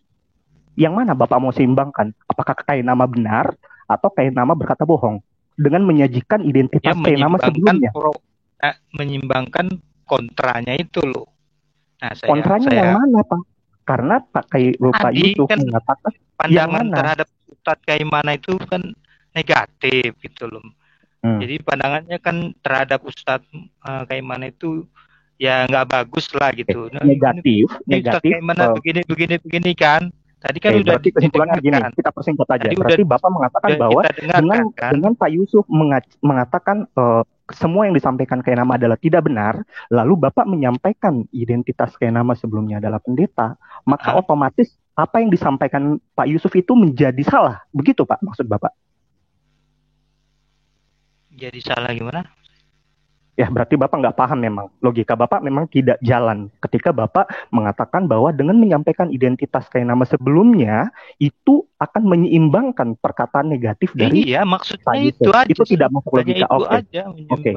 Berarti yang kedua Pak. Yang kedua Pak. Bapak tahu arti kata tabayun? Bapak Muslim kan dari kecil? Oke. Bapak tahu arti kata tabayun? Tahu. Oke, artinya apa, Pak? Tabayun itu ya mengkoreksi diri, termasuk mengkoreksi diri, introspeksi gitu. Itu salah, Pak. Bapak tidak tahu tabayun itu artinya apa. Di sini menurut buku Akidah Akhlak diterbitkan 2020 oleh Kementerian Agama RI, tabayun adalah keharusan melakukan verifikasi. Dalam bahasa Arab, tabayun artinya mencari kejelasan hingga terang dan benar. Kemudian, tunggu sebentar, masih saya. Tunggu sebentar. Hai orang, ini dalam QS Al-Hujarat 49 ayat 6. Hai orang-orang yang beriman, jika datang kepadamu seorang fasik membawa suatu berita, maka bersungguh-sungguhlah mencari kejelasan agar kamu tidak menimpakan suatu musibah kepada suatu kaum tanpa pengetahuan yang menyebabkan kamu atas perbuatan kamu menjadi orang-orang yang menyesal. Dari ayat itu, tabayun dapat dilakukan dalam dua hal. Pertama, tabayun dilakukan pada pembawa berita. Perlu dicari informasinya apakah berita itu bisa dipercaya atau tidak. Kedua, tabayun pada isi berita. Apakah isi berita atau informasinya benar atau tidak. Seorang muslim yang mengamalkan laku tabayun tidak akan tergesa-gesa menyebarkan informasi yang belum bisa ia pastikan kebenarannya. Ia akan mencari tahu dari berbagai sumber mengenai informasi tersebut. Jika tidak, ia akan berdiam diri dan tidak terjerumus pada lingkaran informasi yang diragukan kebenarannya. Sebagaimana tergambar dalam hadis yang diriwayatkan Abu Hurairah bahwa Rasulullah SAW bersabda, barang siapa beriman kepada Allah dan hari akhir, hendaklah ia berkata baik atau diam. HR Bukhari dan Muslim. Jadi, Bapak sudah tahu tentang arti tabayun adalah mencari kebenaran informasi. Tetapi Bapak mengelak, artinya Bapak bertakia. Kedua, Bapak tidak melakukan verifikasi. Dan yang ketiga, sangat pantas kalau misalnya Bapak dikatakan sebagai goblok dan tolol, karena Bapak mencoba, tujuan Bapak untuk membacakan informasi hoax bahwa Kainama itu adalah pendeta, itu adalah informasi hoax, dan Bapak dengan lantangnya membacakan informasi itu dengan tujuan untuk menyeimbangkan apa yang disampaikan Pak Yusuf. Betul. Bapak tidak Iya, tahu betul. apa yang perlu diseimbangkan, dan Ya itu Bapak kan karena menggunakan kata gini. Saya belum selesai, Pak. Saya belum selesai. Hanya Apa itu yang Bapak maksud saya kata, itu apa yang aja informasi yang Bapak soal benar sampaikan tidaknya itu itu saya tidak bisa membenarkan. Informasi yang Bapak bacakan itu tidak bisa menyeimbangkan apa yang disampaikan oleh Pak Yusuf. Justru apa yang Bapak sampaikan malah semakin meneguhkan perkataan Pak Yusuf bahwa apa yang Anda sampaikan adalah hoax. Semakin membenarkan. Karena apa yang Anda sampaikan ada hoax. Jadi Bapak punya ketiga kesalahan. Pertama, Bapak bertakia tentang tujuan Bapak. Bapak bertakia tentang tujuan. Bapak bertakia dengan tujuan Bapak. Dan yang ketiga, Bapak tidak melakukan tabayun. Sedangkan tabayun itu adalah kewajiban bagi setiap muslim. kalau berita ngapain harus tabayun, kan sudah disampaikan dari artikel itu. Paling dari saya sudah jelas. Berarti si Pak Irwan SH ini memang sangat bodoh. Memang sangat bodoh. Dia tidak tahu tentang arti tabayun dan takiyah. Terima kasih. Ya itu kesimpulan Anda kan, begitu kan? Kalau saya sih enggak. Kalau saya sih ya itu kan berita sudah ditayangkan. Soal kebenarannya pasti ya yang membuat berita itulah yang Bapak harus tadi percaya pada berita itu. Bapak percaya pada bukan saya. Itu. Saya hanya sekedar membaca. Bapak yang harus tabayun. Bapak yang harus memverifikasi kebenaran berita itu. Tabayun yang membuat berita lah. Tabayun itu adalah tabayun itu adalah pembawa atau pembaca isi berita. Bapak Anda kalau baca koran, Bapak yang harus memverifikasi bahwa berita yang Bapak baca itu harus benar atau tidak. Ya harus, ya, Pak. Semua berita yang dibaca itu harus tahu, kepastikan kebenarannya. Ya kan baca koran ya baca aja kan. Udah baca berita. Enggak, karena kan Bapak itu sedang les dan Bapak bertakia, Pak. Bapak sedang les dan sangat jelas sekali kalau Bapak tertakia. Alasan Bapak saya tidak bertakia. Kalau saya hanya membaca aja. Bapak tidak punya poin yang jelas. Dari ini saya sendiri yang Bapak bela. Bapak tidak memberikan poin yang jelas. Poin apa yang Bapak mau bela dari perkataan Kainama? Bapak tidak jelas. Yang jelas. Iya, dengan membacakan itu Bapak bertujuan untuk menyeimbangkan, tapi tidak jelas yang mau disimbangkan itu apa, gitu loh. Malah semakin menunjukkan yang sampai saya jawab ya. Saya jawab ya. Halo. Kalau untuk yang bertakia itu kalau saya yang ngomong sendiri, bukan dari mana-mana. Nah itu saya yang harus tabayun gitu loh. Kalau saya yang bicara dari yang membacakan berita harus diverifikasi, Pak. Itu sudah jelas. Ini giliran saya jelasin dong. Gimana sih? Nah itu. Jadi kalau bertabayun itu giliran gantian Kak. Sudah habis waktu Saya kita. ini giliran saya Sudah kan. 10 menit. Parah, sudah 10 Cukup menit Pak, lewat. cukup Pak Mirwan, udah 10 menit. Oke, sekarang ke Pak Kasih. Kasih ya. Silakan Pak Kasih Karunia. Mau diskusi dengan siapa Pak? Di sini ada Pak Mike. Pak Kasih Karunia. Sekali lagi. Oke, kita ke Pak Solata. Baik. Pak mau Mirwan, diskusi dengan kemudian siapa? Pak Mirwan. Iya, Pak Mirwan. Oke, 10 menit ya Pak ya. Ya, Pak Mirwan. Pak Mirwan kan sarjana hukum. Betul kan Pak? Apa ya? Betul, ya. Ya, baik. Nah, tadi gini, malam ini kan kita cerita tentang Ustadz Kainama. Berarti dia bersaksi ya, dia berbicara menyampaikan. Berarti dia bersaksi bahwa di Manokwari, kotanya Pak Bom Solata ini tinggalkan di Manokwari. Dia mengatakan bahwa orang membangun masjid dilarang, ada panah-panah, ya, hari begitu katanya menurut dia ya. Kemudian dia mengatakan bahwa yang bawa orang agama Islam orang Taliban. Kemudian dia bilang orang Kristen di sini nggak kasih kesempatan bangun masjid, ya. Jadi gini, kenapa saya bilang beliau itu penipu? Karena dia mengatakan sesuatu yang dia hanya karang-karang. Sedangkan saya ini ada di Manokwari, kota Injil, ya. Nah, jadi kita hidup di sini beragama saling toleransi. Kalau hari Natal, yang Muslim berjaga-jaga di gereja, kemudian hari raya Lebaran, kita juga saling toleransi ya, saling menjaga keamanan, ketertiban, ya. Jadi gitu. Jadi kalau apabila ada konflik itu masalah lain, bukan masalah agama ya. Nah, kemudian Bapak tadi menyampaikan seperti tadi yang Bapak sampaikan bahwa Bapak hanya menyimbangi, ya betul Pak ya? Menyimbangi Betul, ya? betul, ya. Oke, menyimbangi. Sekarang saya mau tanya, Bapak kan orang tadi ambil hukum acara pidana Pak ya? Ya. Betul nggak? Betul. Bapak tahu nggak pasal 242 KUHP pidana? Bunyinya apa Pak? 242. 200. Iya, 242 KUHP pidana. Bapak tahu nggak itu? Pasal 242. Pasal 242 KUHP pidana. Itu apa Pak? Mengenai apa Pak? Bentar.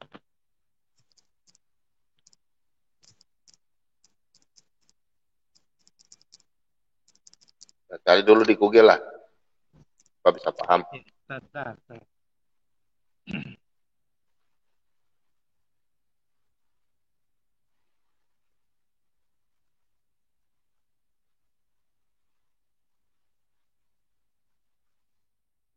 Aduh, waktu habis.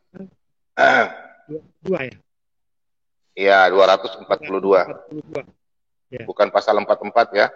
242. Nanti saya masuk di pasal 44.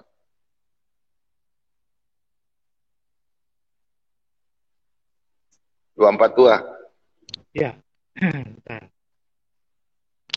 Baca ya. Barang siapa dalam keadaan di mana undang-undang menentukan supaya memberi keterangan di atas sumpah atau mengadakan akibat hukum kepada keterangan yang demikian dengan sengaja memberikan keterangan palsu di atas sumpah, baik dengan lisan atau tulisan, secara pribadi maupun kuasanya yang khusus ditunjukkan untuk itu. Ya, terus? Bentar. Jadi hukuman ancamannya 7 tahun ya Pak ya? Ya. Kalau apabila membuat keterangan palsu ya. Betul. Nah, jadi gini Pak. Maksud saya sebagai teman saya mengingatkan. Baik itu kita membuat suatu keterangan palsu. Ya, orang-orang banyak nggak paham ya Pak. Bapak kan sekolah hukum, makanya saya sampaikan. Jadi kalau kita membalas seseorang tanpa kita menyelidiki segala sesuatu seperti tadi Pak siapa sampaikan tabayun, ya. Kita kalau orang hukum itu tidak sembarang. Namanya orang hukum berarti kita memahami hukum, ya.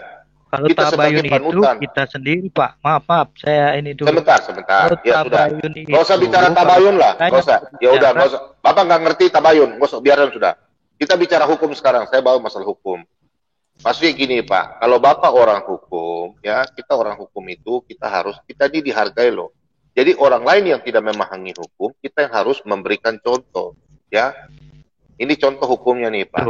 Ya, Jadi kalau Bapak mau menyampaikan, Bapak harus menyelidiki dulu segala sesuatu. Contoh seorang pengacara, dia mau membela seseorang, itu ada dua macam. Dia hanya mau mencari uang atau bagaimana. Tapi kalau memang dia kerja profesional, ya, dia mau kerja profesional, ya, dia pelajari dulu masalah kasus ini apa, ya. Dia membantu secara hati, secara manusiawi atau bagaimana. Dia harus menyelidiki dulu situasi dan kondisi orang ini kenapa sampai bisa melakukan pembunuhan atau melakukan berbuat kesalahan. Dia selidiki dulu, dia nggak semata-merta dipanggil di polisi, dia ngomong sembarang, nggak bisa, Pak. Saksi itu dibawa apapun masalah, keterangan pasti harus keterangan yang benar, tidak boleh keterangan yang sembarang.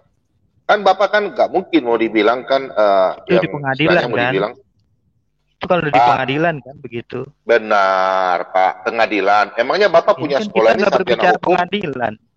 Gini, Pak, emangnya Bapak ini kan contoh. Bapak punya sekolah sarjana hukum ini? Apakah saya mau bilang tidak berdasar secara hukum? Bapak mau nggak? Atau sarjana yang hukum di luar yang berdasarkan tidak berdasarkan hukum? Pak, namanya sarjana hukum itu sudah disahkan oleh pemerintah. Bapak kan di wisuda, pemerintah menyetujui. Di situ kan ada iya kan, ada label pemerintah. Berarti secara hukum kita itu orang yang terpandang, Pak. Jadi kita bicara hukum nggak sembarang. Bapak paham nggak? Saya hanya mengingatkan ke Bapak. Saya nggak Bapak kan nggak berbicara mau. Saya pada saat ini nggak ada berbicara hukum tentang hukum. Saya hanya Berarti Bapak ini, membacakan Bapak sekolah ini, sebuah Bapak artikel. maaf, Bapak sekolah ini begini, Pak. Bapak kan ingin menyimbangi. Di sini nih media ini didengar oleh Betul. ribuan orang, Pak. Jadi begini, Pak. Ya. Maksud saya begini. Kita mau menjadi saksi, segala sesuatu saksi, meskipun di kantor Hansip saja. Nih, kita bukan bicara hukum loh. Di salah kantor Hansip, Bapak melihat orang nggak ada selingkuh di situ. Nanti Hansip tanya, iya, saya ini melihat orang itu di situ. Kan bisa berbohong, bisa menjadi suatu fitnah. Betul nggak? Bapak paham itu nggak bahasa itu? Apalagi Bapak ini seorang sarjana hukum. Iya, Bapak ini seorang sarjana hukum. Kalau Bapak orang biasa, saya nggak tegur. Tapi karena Bapak orang sarjana hukum, dasarnya orang hukum, kata hukum. Nah, hukum, justice, keadilan. Nah, keadilan itu yang Bapak jangan memberikan keadilan yang hoax. Nanti Bapak kan, coba Bapak baca Undang-Undang nomor 44 loh. Saya suruh kasih Bapak baca lah, KUHP 44. Coba, Saya mana? Saya coba kan hanya Bapak baca dulu. artikel di Google. Kenapa? Iya, Bapak baca artikel di Google. Kecuali saya yang bicara. Begini Pak, Bapak bicara saya artikel di bicara dari pikiran Google. saya sendiri. Bapak harus bicara di Baru artikel di hoax. Google. Kalau Bapak artikel yang baca di bertanggung jawab artikel di ya yang Google. buat artikel itulah yang diminta Iya kan Bapak, pertanggungjawabannya. iya. Kalau atau jawab Bapak, kalau minta maaf ya semua ya pemirsa Kita ya. yang pembaca nggak bisa Minta maaf ya diminta kalau mau. Umpamanya begini, kamu disuruh makan kotoran, kamu juga mau. Kalau di Google situ ada makan kotoran bisa mengembangkan pikiran kita jadi pintar. Ya, Apa mau makan enggak lah, kotoran? gimana sih? Itu pertanyaannya salah. Iya, Pertanyaannya maksudnya salah begitu itu, loh. Pak. Gini, Pak. Patulata, Di Google bukan itu, begitu. gini. Di Google itu pernyataannya si Ustadz Kainama. Dia pernyataannya sendiri. Berarti apa yang dia katakan tentang Manokwari benar juga? Anda mau percaya juga? Jadi kalau disuruh dia buang ludah, kamu mau jilat juga kamu jilat. Saya ini orang Manokwari loh. Saya tinggal di Manokwari. Si Bom tinggal di Manokwari. Orang semua sudah pada tahu. Ya, Makanya kalau Anda memberikan suatu edukasi berdasarkan gini, Anda kalau memberikan edukasi berdasarkan bukti-bukti yang valid. Kita mau bawa mobil aja, iya, tapi bukti itu harus kamu selidiki. Kamu ini orang hukum. Gimana sih? Jangan bikin malu orang dong. Nih, kamu nih saya bisa katakan ya Anda, saya bisa mengartikan Anda ini, coba Anda baca pasal 44, apa itu coba? Pasal 44 itu apa coba? Coba Anda baca dulu hukum pasal 44. Anda kan orang pidana, coba pasal 44 apa? Bentar.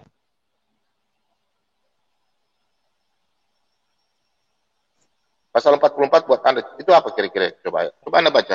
Anda bilang orang hukum, baru nggak paham.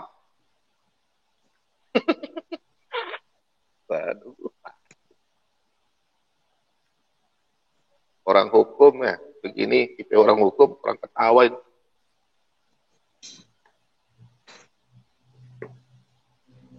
Tuh, pasal 44 kalau orang buat saksi palsu itu. Ya. Bicara ngelantur itu. Coba baca dulu, pasal 44. Orang yang tidak waras atau gila tidak dapat dimintai pertanggungjawaban. pidana. Benar nggak? Ah, Itu orang gila itu bicara sembarangan. Orang tidak waras bicara sembarang karena tidak mau menyelidiki kebenaran. Bapak paham nggak itu? Jadi orang saya yang kan hanya baca di artikel Google itu. memang, tapi kalau orang yang waras, orang yang waras bisa mengerti ke depan, itu orang yang dewasa. Orang mengerti, apalagi orang hukum. Orang hukum itu orang pintar. Orang hukum, orang pintar bisa berbuat segala sesuatu, dia harus memikirkan lebih.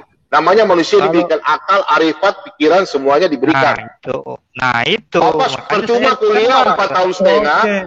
Kan waras. Terima kasih. Saya bisa baca.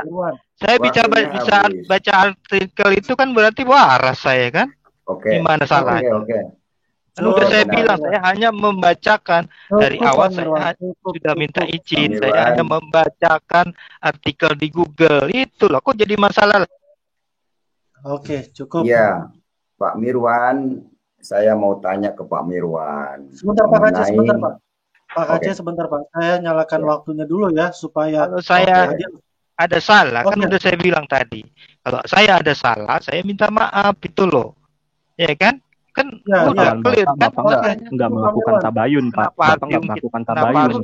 Bapak sudah tahu tentang arti tabayun, tapi Oke.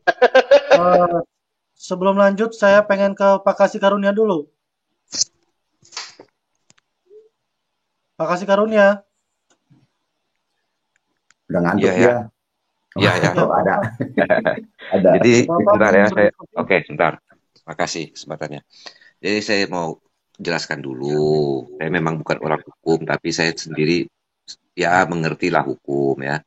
Terhadap suatu pembacaan artikel ya, itu tidak bisa dijerat dengan hukum karena dia hanya membaca, itu sudah jelas. Nah, memang dapat dijerat juga ya apabila ada niat tidak baik.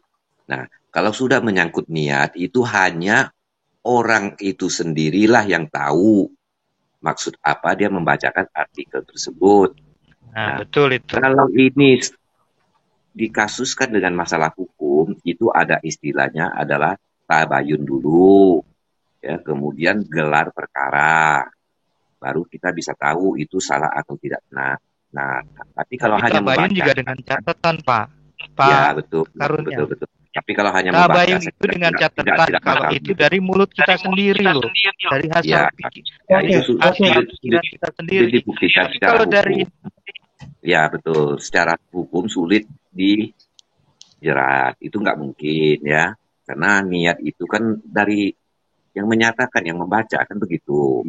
Nah, karena di sini kita ruang diskusi ya, bukan gelar perkara ya, atau bukan juga kasus hukum ya, hendaknya kita kalau beropini, berpendapat atau membacakan suatu artikel lebih baik, alangkah lebih baik kalau kita konfirmasi dulu kebenarannya, supaya apa yang kita bacakan lebih bermanfaat bagi orang lain secara moral ya, walaupun secara hukum tidak salah, tapi secara moral ya lebih baiklah kita pertanggungjawabkan begitu, supaya tidak timbul fitnah ya, dan dapat berguna bagi orang banyak kan begitu. Saya kira itu aja sih, udah nggak terlalu diperpanjang lagi lah. Oke, baik, Pak Kasih. Sekarang ke Pak Kece. Pak Kece. Ya, ada Pak Mike tuh. Pak Mike. Oke, baik. Kasihan itu. Terima kasih Pak Kasih Karunia. Saya mau ngobrol dengan Pak Mirwan. Pak Mirwan begini. Kenapa Pak Yusuf mengadakan counter ceramahnya Ustadz Kainama? Alasannya yang pertama, Ustadz Kainama merusak, memotong-motong surat Yohanes 21 ayat 15. Dia memotong. Dipotong di mana? Di sini dikatakan yang orisinal ayatnya begini. Sesudah sarapan Yesus berkata kepada Simon Petrus, Simon, anak Yohanes, apakah engkau mengasihi aku lebih daripada mereka ini? Jawab, kan ada kelanjutannya. Jawab Petrus kepadanya, benar Tuhan. Benar Tuhan, engkau tahu bahwa aku mengasihi engkau. Kata Yesus kepadanya, gembalakanlah domba-dombaku. Nah, ini satu ayat lengkap selesai. Ada beberapa kalimat di dalam ayat ini oleh Kainama dipotong. Kainama hanya mengatakan surat Yohanes 21 ayat 15 yang menjelaskan sesudah sarapan Yesus berkata kepada Petrus, Petrus, apakah engkau mengasihi aku?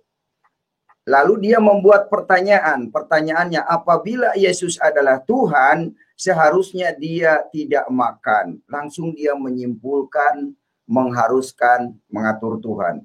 Jadi kalimat ini dipotong menjadi berantakan. Maka perkataan Ustadz Kainama ini berdusta di depan publik. Maka kita yang tahu Alkitab harus meluruskan, harus mengkanter. Jangan sudah salah dibiarkan, banyak jemaatnya lagi yang mendengarkan. Itu semuanya akan salah semuanya kalau dibiarkan.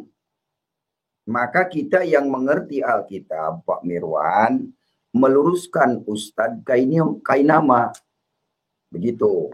Nah, tadi yang dibacakan oleh Pak Mirwan mengenai pernyataan Ustadz Kainama dari Google. Anda tidak menyelidiki dulu kebenarannya, Anda langsung siarkan.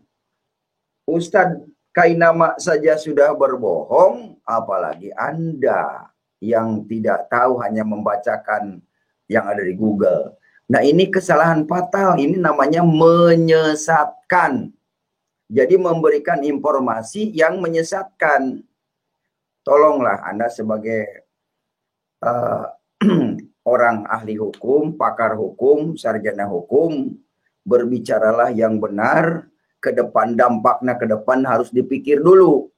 Jangan asal bicara, asal menjelaskan membela orang lain, tapi justru yang dibelanya sudah salah. Gimana salahnya? Yaitu surat Yohanes 21 ayat 15, dia sudah potong-potong, sudah acak-acak. Jadi yang mendengar jadi nggak jelas, jadi ngambang. Padahal Alkitab jelas.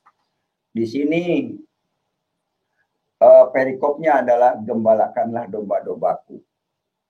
Tentu ini mengandung unsur keterangan-keterangan yang di dalam setiap ayatnya itu yang keterangan yang bermakna.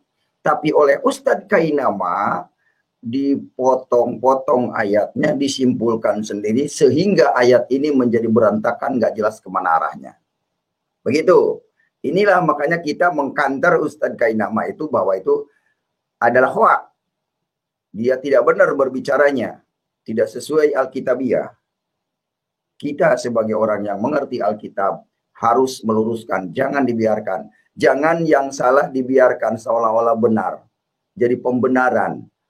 Indonesia ini sudah lama diceramahi oleh pembenaran-pembenaran orang-orang para ustadz yang nggak ngerti kitab sucinya. Sehingga banyak orang tersesat. Tersesat yang seharusnya tidak perlu dibela, mereka bela. Jadi begitu, yang harusnya dibela mereka tinggalkan. Nah, inilah kekeliruan tidak paham maksud dan tujuan yang disampaikannya. Begitu, makanya banyak pengacara mengugat presiden. Itu nggak ngerti hukum tuh orang. Begitu ya.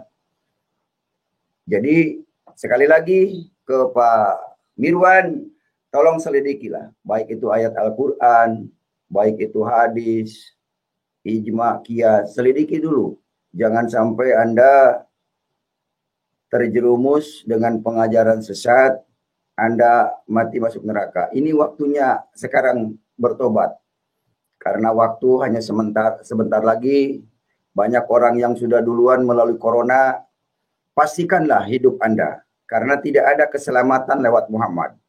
Muhammad sendiri tidak bertanggung jawab atas dirinya, keluarganya, apalagi itu Pak kan Mirwan. Kesimpulan Pak Aceh itu. Enggak, ayatnya. Kalau memang ada ayatnya, Kalau memang ada ayatnya Muhammad bisa menyelamatkan, silakan tampilkan di sini. Tuh, kan itu aja Pak Aceh Lah kan iya, ini kan aja. kebenaran. Itu udah Kalau salah. tidak ada ayatnya, jangan Pemahaman Pak Aceh itu Anda salah. berdusta. Tidak Jangan Anda sesuai berdusta dengan di sini. sebenarnya bunyi Kalau tidak ada ayat itu ayatnya, salah. saya Pemahaman Pak minta Aceh itu ayat. salah dan Iya, salahnya di mana? Kalau memang salah, tolong tampilkan tidak ada ayatnya kata yang benar. keselamatan, tidak ada keselamatannya itu. Iya, Gimana kata keselamatannya? Iya, di mana ayatnya Muhammad akan menyelamatkan? Ada nggak? Bisa buktikan nggak Anda?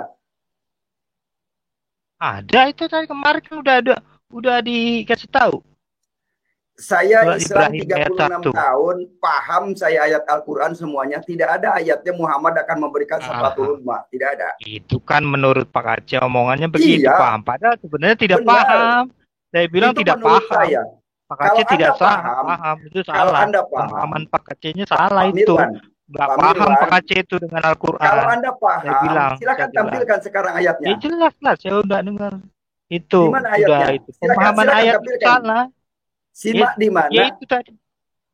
Ya itu aja lah surat Ibrahim itu. Ayat 1 itu. Kan situ kemarin Pak Aceh salah pemahamannya itu. Udah saya bilang itu salah pemahamannya. Saya minta yang benar. Anda kan paham Quran. Saya minta itu ayatnya. yang benar. Itu ayat itu Ibrahim ayat 1 itu yang benar. Benernya bener gimana ini maksudnya? Keselamatan itu ada itu di itu Ibrahim. Coba dibuka lagi deh. Tidak ada ayatnya bahwa ada ayat. Muhammad menyelamatkan. Surat Ibrahim itu ayat. Iya. Silakan. Ibrahim ayat 1. Tidak ada kata Muhammad di situ kan? Al-Quran itu kan diturunkan kepada ini. Pak Aceh itu nggak paham. Iya, saya kan minta dalil. Al-Quran itu kan diturunkan kepada Nabi Muhammad. Gimana sih? Iya, maksud saya Muhammad akan menyelamatkan seperti gini. Contohnya begini, Pak. Anda sarjana hukum tapi nggak mudeng ya pembicaraan orang lain. Contohnya begini. Contohnya begini, Yohanes 14 ayat 6 berkata, kata Yesus, akulah jalan kebenaran dan hidup. Tidak ada seorang pun yang datang kepada Bapa kalau tidak melalui aku. Jelas di luar Yesus tidak ada keselamatan. Itulah itu kan pernyataan Injil. Yesus. Itu kan menurut Injil, bukan iya, menurut kita. Perkataan Muhammad di mana? Pemahaman. Iya, ya, perkataan Muhammad di Al-Quran di mana? Surat Ibrahim itu ayat 1. Coba dengerin. Alif Lam Ra.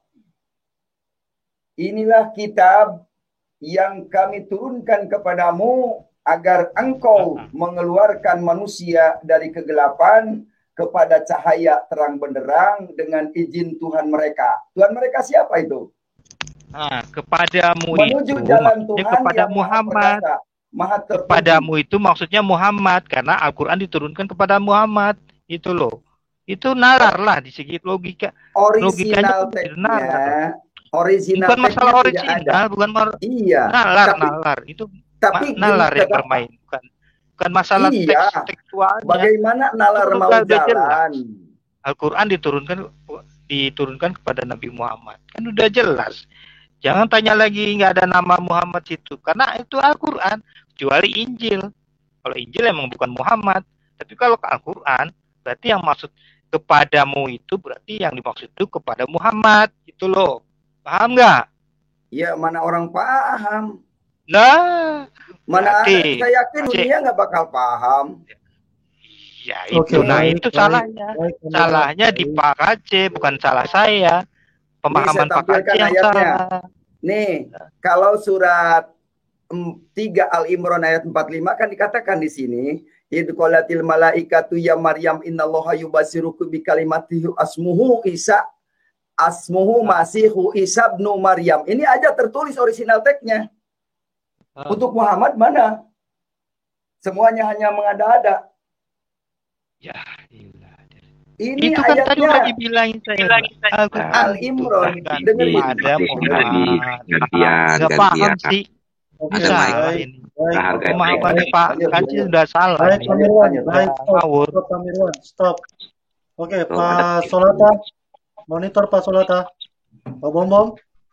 Monitor. Ya, Pak Bom diskusi dengan Pak Mike ya, 10 menit ya. Pak Mike. Oke, dimulai Pak. Ya, Pak Mike, selamat malam, shalom, assalamualaikum. Shalom, assalamualaikum, malam semuanya. Ya, baik Pak Mike. Ya, begini kita diskusi santai aja Pak Mike ya. Salam kenal ya dengan Bom. Iya, dari Papua ya, begini. Bom. Ya, Manokwari, Kota Injil. Ya, jadi begini Pak Mike. Kemarin saya diskusi sama Pak Mike. Pak Mike pernah bilang bahwa lebih percaya Abraham ya, agamanya Abraham ya. Benar gak? Kemarin. Kita ajaran boleh, Abraham yang Bapak anut maksudnya. Ya. Enggak. Kita boleh berlaku surut, berarti yang lalu boleh ditanyakan lagi ya. Tadi itu sebenarnya membantah Pak Mirwan, saya juga masuk di sini. Sama mengiyakan dari surah Ibrahim tadi, memang tidak disebutkan. Tapi nggak apa-apa, Pak Bom, silakan. Boleh saya menguatkan imannya Bapak saja, karena Bapak kan bertanya, mungkin Bapak masih ragu, Yesus itu siapa? Yesus itu mungkin Nabi, atau Yesus hanya anak, atau bagaimana ya? Bisa ya? Berarti Yesus masih punya Tuhan begitu. Bisa nggak saya jelaskan? Udah Pak, saya udah mempelajari semua, udah. Saya udah paham. Saya ini di kalangan saya ini ahli kitab juga banyak. Saya belajar nih banyak dukungan buku-buku. Saya membaca.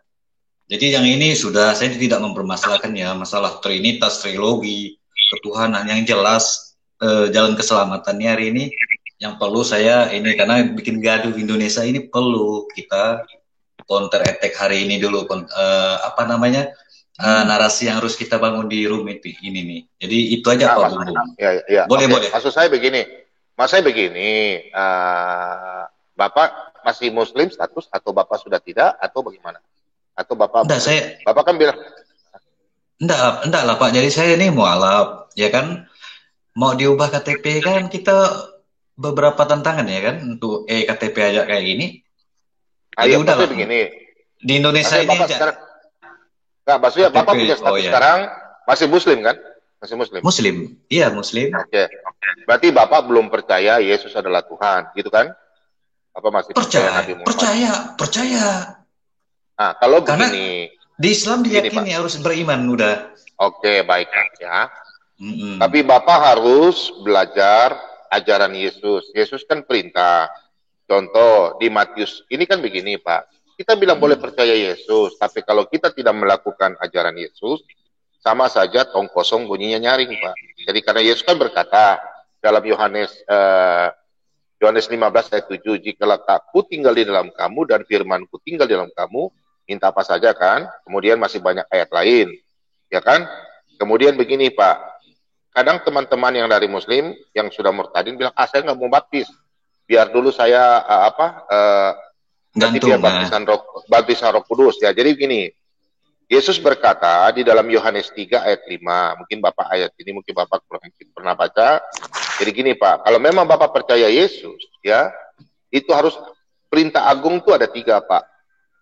Memberitakan Injil, mengajar, dan dibaptis, itu perintah. Kemudian dalam Markus 16 ayat 16 itu harus kita dibaptis. Kenapa? Karena di dalam Yohanes 3 ayat 5, ini jawab Yesus. Loh, kata Yesus ini, bukan kata saya. Bukan kata Bom. Ini kata Yesus di dalam Yohanes 3 ayat 5, aku berkata kepadamu, karena dia sendiri firman Tuhan, dia berkata aku, bukan Nabi. Aku berkata kepadamu, sesungguhnya jika seorang tidak dilahirkan dari air dan roh, ia tidak dapat masuk ke dalam kerajaan Allah. Kerajaan Elohim. Jadi air dan roh maksudnya air dibersihkan, kemudian Roh Kudus ada dalam diri kita. Itu nanti dijelaskan di dalam 1 Yohanes 5 ayat 7 dan selanjutnya Bapak baca selanjutnya ya. Kemudian begini Pak. Begini, kalau kita mempelajari Alkitab, jangan kita mempelajari seperti ahli-ahli Taurat. Seperti dalam Yohanes 5, Pak ya, saya bacakan dulu ya.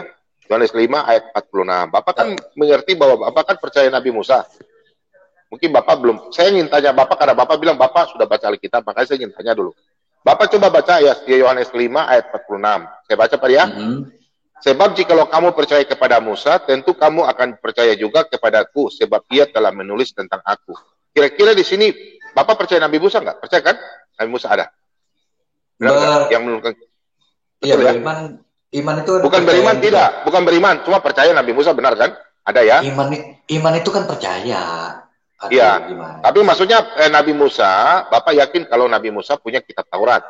Benar nggak? Ini kan ahli Taurat. Bapak kan begini.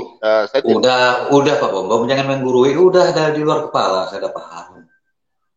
Ya, maksudnya saya nggak menggurui. Udah Pak Bom ini dari tadi. Kosakatanya ini agak-agak ini. Mana sendiri, tegang sendiri. Tahu saya. Nggak usah maksakan. Pembaptisan ayat 4 dulu. Oke Pak, baik Pak. Ya, ayat 46 ini, ayat 46 ini kira-kira apa Pak? Coba Bapak baca. Saya baca dulu ya supaya Bapak dengar ya. Ayat 46 ini maksudnya apa? Sebab jikalau kamu percaya kepada Musa, tentu kamu akan percaya juga kepadaku sebab ia telah menulis tentang aku. Poinnya itu apa Pak? Poinnya di situ. Bapak kan pintar, makanya saya tanya. Aduh, jangan gini, kita ini orang-orang butuh tambahan lagi amunisi, nutrisi. Makanya Bapak punya Oke, baik, Bapak punya, makanya saya bagi-bagi. Kan tidak mungkin apa yang saya punya kekurangan. Apa tadi Pak? Saya minta sama Bapak. Coba Bapak tolong. Saya baca ulang ya. Sebab jikalau kamu percaya kepada Musa, tentu kamu akan percaya juga kepadaku, sebab ia telah menulis tentang aku. Kira-kira poinnya di dalam itu apa Pak? Rentetan kepercayaan ya dari Musa turun ke Isa. Isa harus menyatakan Yesus menyatakan seperti percayalah seperti kamu mempercayai Musa, biasa itu. Salah Pak, itu yang saya bilang. Saya mau jelaskan sama Bapak, tapi Bapak sudah potong bilang nggak usah terima. Itu yang saya bilang. Enggak. Jadi begini Pak. Begini Pak. Ibrahim ini kan bapaknya Abraham ini kan bapaknya 3 agama Pak. Saya bilang konsep 3 agama itu tidak ada 3 agama Pak. Itu kata di mana? Bentar. Ini kita bahasin aja dulu Pak, supaya Bapak bisa paham. Sebab jika kamu percaya kepada Musa, tentu kamu akan percaya juga kepadaku. Sebab ia telah menulis tentang aku. Nah, pertanyaan Pak, di sini poin di sini ada tertulis di sini Pak, ada tertulis sebab ia telah menulis. Nabi Musa telah menulis tentang Yesus siapa? Betul nggak? Poinnya di sini kan begitu. Iya. Ini saya tanya Bapak.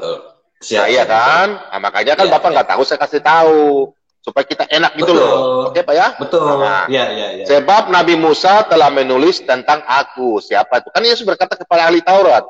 Ahli Taurat itu mereka mengetahui Alkitab tapi nggak tahu kebenaran. Kayak Bapak, minta maaf ya. Bapak tahu baca firman, baca Alkitab, baca Al-Quran, baca kitab apa. Tapi Bapak nggak tahu kebenarannya. Contoh kayak ini. Pertanyaan saya sama Bapak kan udah tahu. Musa telah menulis tentang Yesus siapa? Berarti kan kitab kitab Taurat itu kan ditulis oleh Musa, Kejadian tentang Abraham. Kan Tuhan kasih penglihatan ke belakang, bukan ke depan. Ke belakang, mulai dari Nabi Nuh, Adam, Hawa, kejadian ini ya. Kejadian, Keluaran, Ulangan, Bilangan, Imamat. Betul nggak? Betul nggak? Nah, pertanyaan saya Pak, pembicaraan yang pada Yohanes sekarang bicara sama kitab Taurat, ahli Taurat ini, itu dia tulis Nabi Musa menulis tentang Yesus itu di mana Pak? Ayat di mana? Kalau Bapak tahu, kan Bapak sudah ahli. Makanya saya tanya, di mana kira-kira? Yang Nabi Musa tulis tentang Yesus itu di mana? Sedangkan Yesus belum lahir. Tapi saya baru-baru ini, saya jujur ya, baru ini mau benar-benar mau menggali Alkitab, kitab perjanjian barunya ya. Itu Yohanes itu kan di empat kepala penulis yang paling utama di perjanjian baru. Jadi kalau Taurat kita masih megang, cuman nggak terlalu hafal. Biasalah pasal undang-undang pun semua nggak hafal. Nggak heran lah. Silakan bacakan Pak. Nggak, maksudnya begini. Bapak kan saya sudah bilang apa yang ditulisnya. Yang ditulis Nabi Musa tentang Yesus itu apa Pak?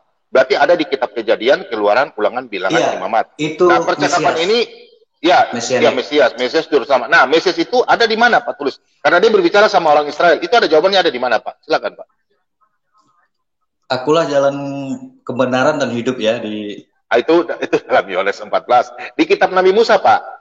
Kalau waktu habis, nanti kita lanjut ke episode kedua. Kalau Pak Yusuf berkenan, ini sudah jam 4 ya, Sobat Beriso mau closing. Nanti berikut baru kita ya. Bapak belajar ya. Bapak mencari di mana Musa menulis tentang Yesus, siapa itu Yesus. Karena Yesus belum lahir, tapi kan. Izin Pak, saya boleh counter attack ya?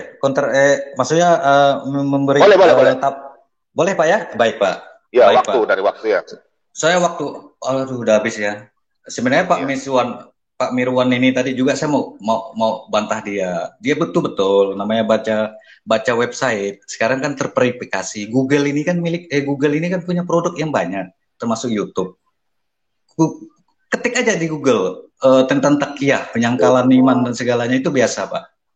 Nah, Google itu terverifikasi. Saya ini pengelola web juga, Pak, ya, buat domain hosting dan sebagainya. Kalau tidak warna hijau, itu web itu ini ada Bapak tadi membantah tentang Google, percaya dengan Google. Kita jangan terlalu menjudge semua itu, tidak. Zaman post-truth sekarang orang bisa membuka akses. Saya mau nanya Pak Bom, begini Pak ya. Jalan keselamatan yang disinggung oleh Ustadz Kaimana ini juga sangat sangat mengganggu harmonisasi kehidupan. Bentar Pak Mike, sorry saya potong, mungkin itu nanti bertanya ke Pak Kasih Karunia ya. Oh boleh Pak. Karena sekarang giliran Pak Kasih Karunia. Oh iya. Kalau Bapak ingin meng-counter Pak Mirwan silakan. Saya kasih waktu 1 menit. Oh ya Pak Bom, jadi masalah jalan mesianik saya harus diyakini sama Tuhan. Ada satu pertanyaan nih Pak yang sampai kemarin tidak dijawab. Oke, mungkin nanti Pak Kasih Karunia yang jawab ya. Oh ya Pak Kasih Karunia. Jadi gini, saya mau nanya. Sampai hari ini baik Ibrahim, Daud, Yakub punya keturunan sampai Yehuda, yang hari ini pun orang-orang Yahudi tidak juga mengikuti jalan Kristus. Saya juga mau ini. Saya mau nanyakan judgment status keselamatan ini semuanya di mana sih? Menurut saya sih keselamatan ini hari ini orang harus amanah, menegakkan nilai-nilai universal, selesai, jangan membunuh, jangan berperang, jangan menyakiti, selesai Pak. Kalau menurut saya Yesus itu diturunkan bagi bangsa yang bengal seperti di perang Yehuda dengan Romawi. Kita tidak tahu Bethlehem hancur lebur, di zaman Yeremia hancur. Negara-negara ini negara-negara barbarian dari Babilonia. Sejarah itu, biarpun Ibrahim udah nyebut El Shaddai pun, sampai dari Elohim berubah menjadi Adonai, mau Tuhan apapun, itu sebutan orang hari ini. Saya mau nanya, Nusantara ini mending, kata Pak Paul Jang, mending Pak Muhammad Kaci, agama kita Pancasila aja lebih baik daripada kontra narasi seperti ini antara Kristen, Islam, Yahudi. Agama impor semua datang sebelum tahun 18 sekian Masehi. Hancurnya Majapahit. Saya mau nanya, Gajah Mada itu masuk neraka atau enggak? Oh, enggak mengikuti Yesus sebelum Yesus disampaikan kabar gembira. Atau Ibrahim yang Abraham yang enggak ngikuti Yesus, saya mau nanya, masuk neraka atau enggak Pak Bob? Itu dari kemarin enggak dijawab. Sebentar saja. Daud itu masuk neraka atau enggak? Aku mau nanya. Oke. Sudah. Kalian sekarang memponis semua orang harus ngikut, dibaptis, disyahadat. Sekarang bertengkar kalian dengan proses keselamatan. Siapa yang selamat? Kalau aku bersama berzikir pada Tuhan, aku tidak mau jawab belum. Saya jawab ya. Saya jawab ya. Jawab. Kan gitu. Terima kasih. Oke, yang pertama-tama harus diingat Mike ya. Posisi Mike ini saya lihatnya agnostik kayaknya ya. Percaya kepada Tuhan Maha Pencipta alam semesta. Betul. Gitu ya. Betul ya? Kan sebutan ya Bang ya, sebutan manusia ya. Tuhan itu. Tuhan itu sebutan. Siap. Ya. Saya setuju. Allah ini sebutan manusia loh, budaya aja. Sampai hari ini Tuhan tidak ada namanya. Oke, saya jawab ya. Selesai. Saya jawab. Oke. Ya. Saya setuju bahwa Allah itu suatu jabatan, sebutan ya. Lah, ya. Anda menyebut saya agnostik, jangan identik seperti orang-orang ateis seperti Tolstoy, bukan. Sigmund Freud. Jangan ya, aku biasa. Bukan. Aku netral hari ini, tetap Muslim. Ya, Muslim dalam arti saya pun juga ngerti. Muslim dalam arti mualaf. Ya. Tapi untuk mendamaikan ya, saya ini mendamaikan. Saya pro dengan Kristen juga, udah damai gitu. Bagus kok. Tuhan Yesus silakan sembah. Cuman yang bisa saya jawab radikal ini, saya jawab. Yang radikal ini kita counter yang radikal ini. Ya. Oke, bisa saya jawab? Saya jawab ya. Yang dipotong-potong, kok saya gimana saya jawab kok dipotong terus. Jadi kalau ditanya agama yang mana benar gitu kan? Ya, silakan. Pertama-tama saya katakan bahwa kekristenan itu bukan agama. Kristen itu bukan agama, ya. Yesus tidak pernah membawa agama, ya. Kristen itu hanya identitas sebagai Betul, hanya pengikut penyebutan di kemudian hari ya. Ya, pengikut Tuhan Yesus Kristus, ya, yang menerima Tuhan Yesus Kristus sebagai Tuhan dan Juru Selamat. Itulah yang namanya Kristen, bukan agama. Betul. Nah, kemudian kalau kita mungkin kan Mike mengatakan sebelum Yesus Kristus bagaimana keselamatan manusia, kan begitu? Ya kan? Saya mau nanya dari Adam sampai Nabi Sis malahan. Nah, saya mau tanya. Oke. Jadi sebelum Tuhan Yesus Kristus itu datang, ya, itu di perjanjian lama itu terdiri dari kejadian, ya, penciptaan, kemudian nubuatan, kemudian rencana keselamatan. Nah, rencana keselamatan itu baru tergenapi di perjanjian baru. Itu kekristenan, ya. Nah, bagaimana dengan orang-orang yang katanya Tuhan Yesus Kristus itu belum turun? Ingat, Yesus Kristus itu Alfa dan Omega. Artinya apa? Sebelum dunia diciptakan, dia sudah ada.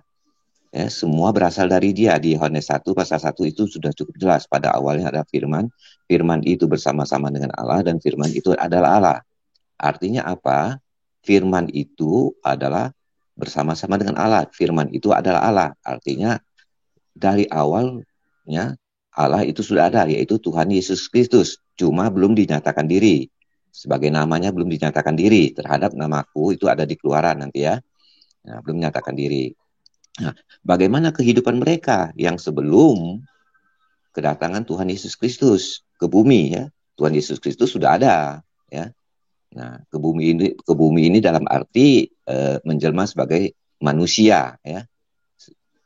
Dalam arti dia menjadikan dirinya sebagai manusia, gitu, ya. Nah, pada masa itu kita terikat pada hukum Taurat, ya kan? Nah, hukum Taurat ini tidak bisa kita laksanakan dengan benar. Karena kalau dilaksanakan tidak ada orang yang sanggup. Nah, bagaimana orang itu diselamatkan? Diselamatkan itu berdasarkan iman. Ya, pada saat itu. Ya, itu juga ada ayatnya nanti di Roma. Mungkin nanti Pak Bomo lebih hafal, saya lupa ayatnya di mana itu, bahwa kita itu diselamatkan karena iman. Nah, setelah kedatangan Tuhan Yesus Kristus, Yohanes 10 ayat 9. Ya, setelah kedatangan Tuhan Yesus Kristus itu, kita ini diselamatkan oleh iman karena kasih karunia, yaitu penebusan dosa yang disediakan oleh Tuhan Yesus Kristus itu sendiri sebagai tebusan yang sempurna. Nah, sebenarnya pada zaman dahulu yang saya katakan tadi, dalam perjanjian lama itu ada rencana keselamatan. Rencana keselamatan itu tidak jauh dari adalah penebusan. Kalau kita lihat dari pada awalnya manusia jatuh dalam dosa, ya, itu sudah ada, ya. Betul. Bahwa Tuhan akan adakan permusuhan, ya, antara ular itu dan wanita itu, ya. Nah, kemudian kita lihat lagi Kain dan Habel, di mana Kain menyembahkan persembahan yang tidak berkenan di mata Tuhan, lebih menerima Jadi udah Pak. Ya, udah. Masalah teologi ini sudah. Ya. Nah, kemudian lari lagi ke Ishak dan Ismail dan Pak. sebagainya, ya. Pak. Nah, itu semuanya itu menggambarkan ya? Tuhan Yesus Kristus, gitu loh. Sudah saya paham, Pak. Dari Katolik begitu. Saya sudah paham. Jadi gini Pak, ya. Tadi omongan saya tentang jangan nggak masalah, nggak apa-apa, kita diskusi. Karena gini juga, di dalam Islam pun saya baru baca juga beberapa hadis, kan gitu, bahwa sesungguhnya Al-Quran itu pun ditulis sama Zaid bin Sabit. Sebenarnya budaya penulisan baik kitab suci ini sebenarnya tidak dicontohkan Nabi sampai dia bertengkar dengan Abu Bakar. Jangankan gunung kamu mau kasih saya, bisa saya pindahkan. Kok menulis ini 200 para sahabat yang meninggal di perang Uhud dan Yamamah itu, 200 hafalan yang di kepala para sahabat pun diangkat tangan mau ngumpulinnya. Sementara ini tidak juga dicontohkan oleh Nabi katanya kepada Abu Bakar, udahlah yang penting dibuat demi kebaikan. Nah, sekarang saya tanya Bapak. Itu sejarahnya. Saya tanya Bapak. Kemudian kita belum Pak. Silakan. Kemudian saya juga membaca buku Karen Armstrong tentang sejarah Tuhan ya Pak ya. Bahwa di situ memang diulas dia ya. Karen Armstrong ini kan Oxford, penelitian itu lebih ilmiah juga ya. Penemuan-penemuan itu memang deuteronomis ya, dari Pentateuk itu. Bapak-bapak Alkitab ini kan bahwa sesungguhnya penulisan agama ini memang semua ditulis setelah tokoh utamanya wafat. Ya kan begitu kan? Setelah tokoh utamanya wafat gitu. Kecuali Nabi Musa yang saya mau tanyakan tentang 10 Commander itu aja. Itu sebenarnya nilai-nilai universal. Cuman di kejadian dan sebagainya dari Yosua dan sebagainya itu kan tulisan setelah itu. Nah, saya mau nanya ketika Ibrahim menyebut Al-Sadai ketika dia disuruh berangkat dari Ur menuju Kanaan, dia naik pegunungan, dia menyebut Tuhan waktu itu El Shaddai. Nah, aku mau nanya yang nulis kisah ini siapa? Nah, kan tidak mungkin Abraham waktu itu membawa testamen daripada aku Musa, Pak. Kan ditulis setelah dari sini. Nggak apa-apa. Jadi Musa ini kan ditulis. Kejadian ini siapa yang menulis, Pak? Memang bahasa Ibrani ya, Taurat. Musa. Oke, jadi kitab Perjanjian Lama ini dipakai kan oleh dua komunitas agama ya, Yahudi dan Kristen. Itu aja. Yahudi mentok di Perjanjian Lama Taurat. Mereka tidak saya koreksi dulu, Pak. Baru. Kita jangan bilang Yahudi ya. Saya koreksi dulu. Tidak semua. Ya, tidak semua. Udah habis ya, Pak. Itu aja, Pak. Ya, tidak semua orang Yahudi itu tidak percaya sama Tuhan Yesus. Bentar, Halo, bisa saya kasih masukan boleh? Buat cukup Pak Mirwan cukup. Sebentar, saya tambah sedikit ya. Sedikit saja. Jadi yang sering salah dipahami bahwa orang sering menyebut Yahudi dan sebagainya ya.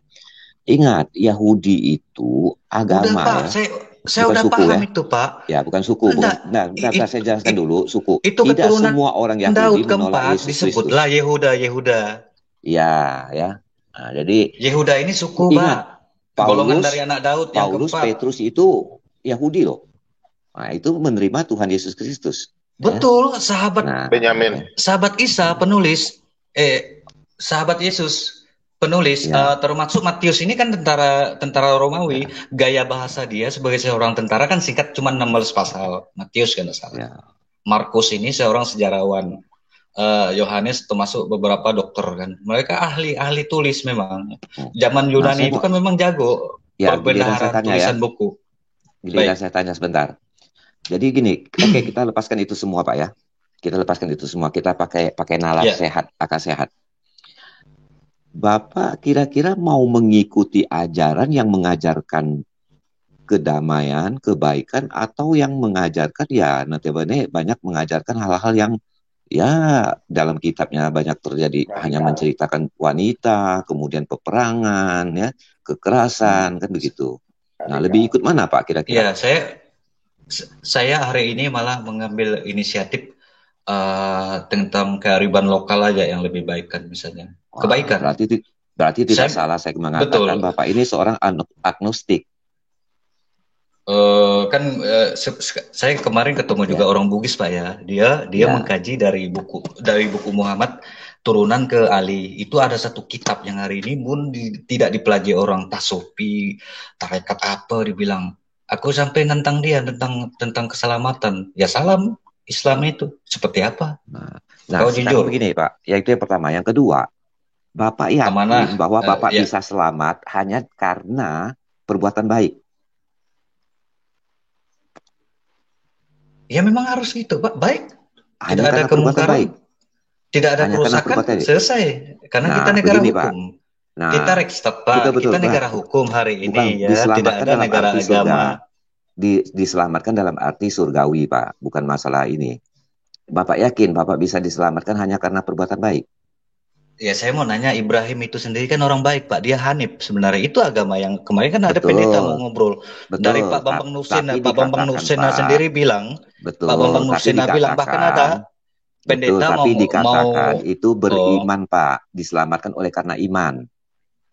Pak, saya mau bukan hanya nanya Pak. perbuatan Ya, baik. betul Pak. Jadi begini Pak, Ini contohnya ini begini udah Pak, paham. contoh Ini saya udah paham saya Pak. Udah Pak, bukan. jangan diajarkan Nah, tentang keimanan. Saya udah yakin sampai hari ini saya malah makanya dipangkong orang Pak.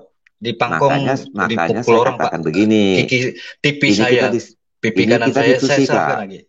Saya bukan Oke, memaksakan, kita diskusi. Ya. Kalau Bapak mengatakan Bapak hanya bisa diselamatkan oleh karena perbuatan baik, Pak, ya.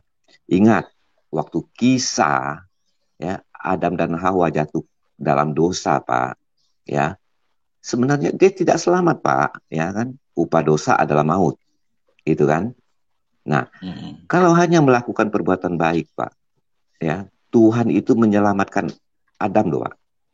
Ketika dia sadar bahwa dia berbuat dosa, dia telanjang. Betapa kasih karunia Tuhan, Pak.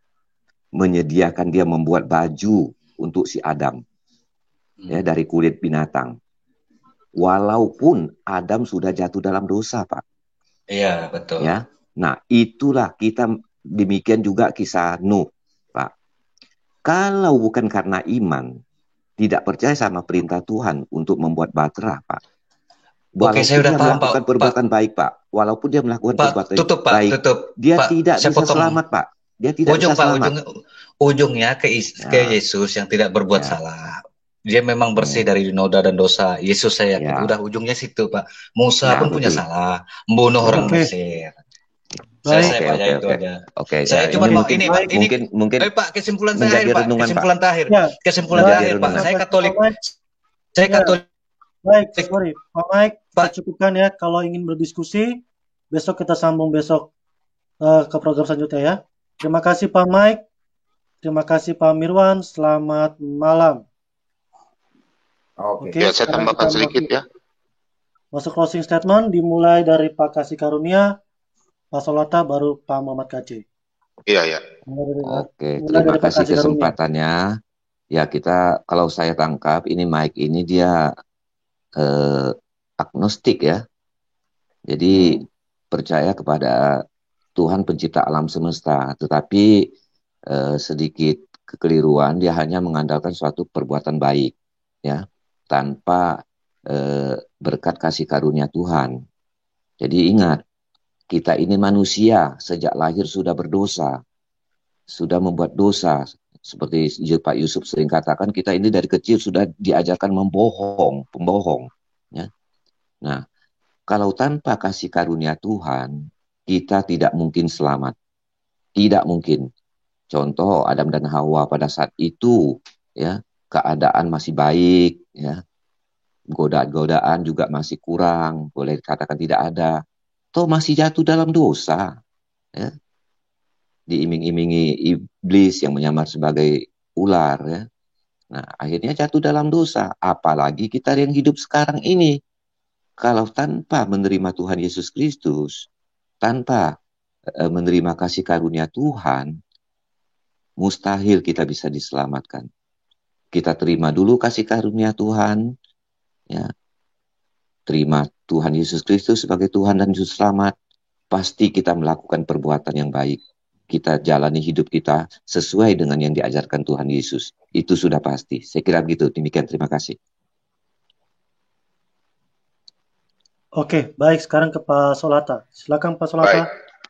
Saya tambahkan Pak Kasih Karunia tadi ya. Jadi untuk Bung Mike tadi bertanya, Abraham mati, nabi-nabi lain mati, yang cuma terangkat ke surga kan Henok dan Elia, ya, karena tidak berbuat dosa menurut Tuhan. Kita nggak bisa tahu manusia. Jadi gini, Bapak bertanya, mereka mati sudah bangkit atau tidak? Sudah.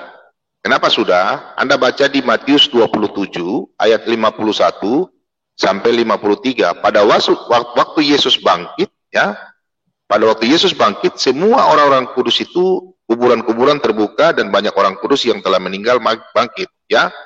Jadi Anda mau bertanya, Anda baca saja Matius 27 ayat 51. Kemudian saya mau lanjutkan ya tadi masalah apa supaya bisa clear malam ini, masalah Aditya tadi ya, sebelum saya closing ya statement ya. Tadi masalah makanan babi yang menyelamatkan ya. Jadi saya mau sampaikan kepada Aditya bahwa orang Kristen Keselamatan itu bukan masalah makanan, ya. Contoh seperti Anda juga kan, makanan tidak menyelamatkan Anda, ya. Kalau Anda sekarang nggak makan daging babi atau nggak makan yang lain, apakah Anda masuk surga? Kan enggak, masalah makanan, ya. Tadi saya baca dalam 1 Korintus 8 ayat 8, makanan tidak membawa kita lebih dekat kepada Allah. Kita tidak rugi apa-apa kalau kita tidak makan. Jadi ada yang tidak makan, pun tidak juga tidak apa-apa, ya. Kemudian dalam Efesus 2 ayat 13 sampai 15, tetapi sekarang di dalam Kristus Yesus, kamu yang dahulu jauh, sudah menjadi dekat oleh darah Kristus, karena dialah damai sejahtera kita, yang telah mempersatukan kedua belah pihak, yang telah merubuhkan tembok pemisah, yaitu perseteruan, sebab dengan matinya sebagai manusia, ia telah membatalkan hukum Taurat, dengan segala perintah dan ketentuannya, untuk menciptakan keduanya menjadi satu manusia baru, di dalam dirinya, dengan itu mengadakan damai sejahtera. Yang maksudnya di hukum Taurat ini adalah 614 itu, ya, Aditya, ya, bukan itu. Kemudian dalam Kolose 2 ayat 16, karena itu janganlah kamu biarkan orang menghukum kamu mengenai makanan dan minuman, atau hari raya, atau bulan baru, atau hari Sabat. Semuanya ini hanyalah bayangan dari apa yang harus datang, sedang wujudnya ialah Kristus. Jadi Aditya menghukum kami orang Kristen, kami lebih memahami Alkitab kita yang kita pelajari dari kitab Kejadian sampai Wahyu. Jadi kalau Anda tidak memahami hanya comot-comot dari satu ayat, bertanyalah kepada yang mengetahui, ya, orang-orang Kristen. Kemudian di dalam 1 Timotius 4 ayat 4, karena semua yang diciptakan Allah itu baik, dan satupun tidak ada yang haram, jika diterima dengan ucapan syukur. Kemudian dalam Ibrani 9, ya, ayat 10, karena semuanya itu di samping makanan dan minuman, dan berbagai macam pembasuhan, hanyalah peraturan-peraturan untuk hidup insani, yang hanya berlaku sampai tiba waktunya pembaharuan. Pembaharuan itu, ya, makanya Yesus datang itu, yang saya jelaskan dalam Matius 22 ayat 37 sampai 40. Jadi Aditya, ya, kemudian dalam Ibrani 10 ayat 1, di dalam hukum Taurat hanya terdapat bayangan saja. Jadi tidak menyelamatkan kita. 10 hukum Taurat kita mengetahui tentang akan kita punya dosa. Tapi untuk menyelamatkan kita, seperti Pak Kasih Karunia menyampaikan bahwa hanya kasih anugerah dari Tuhan Yesus untuk kita diselamatkan. Sesuai dalam Kisah Para Rasul 4 ayat 12, keselamatan di bawah kolong langit ini tidak ada keselamatan di dalam nama lain, hanya Yesus Kristus. Keselamatan yang akan datang dan bukan hakikatnya dari keselamatan itu sendiri.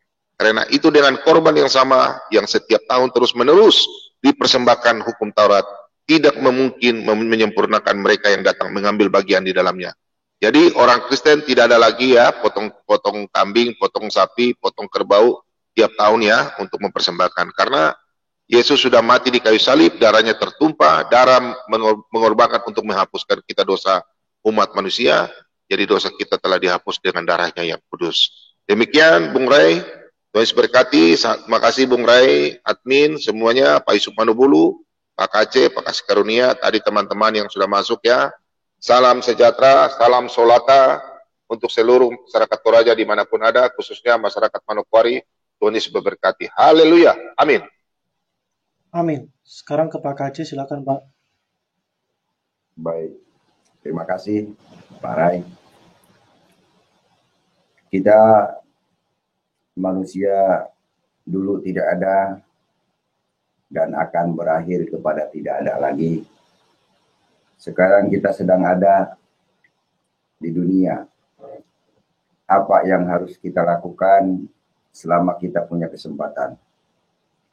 Menabur baik, maka akan menuai kebaikan. Menabur kejahatan, akan menikmati hasil kejahatan itu. Jadi jelas kitab suci memberikan tuntunan kepada kita. Ada nabi yang membawa ke surga, yaitu Isa Al-Masih. Ada nabi yang walau alam bisawab, yaitu Muhammad bin Abdullah.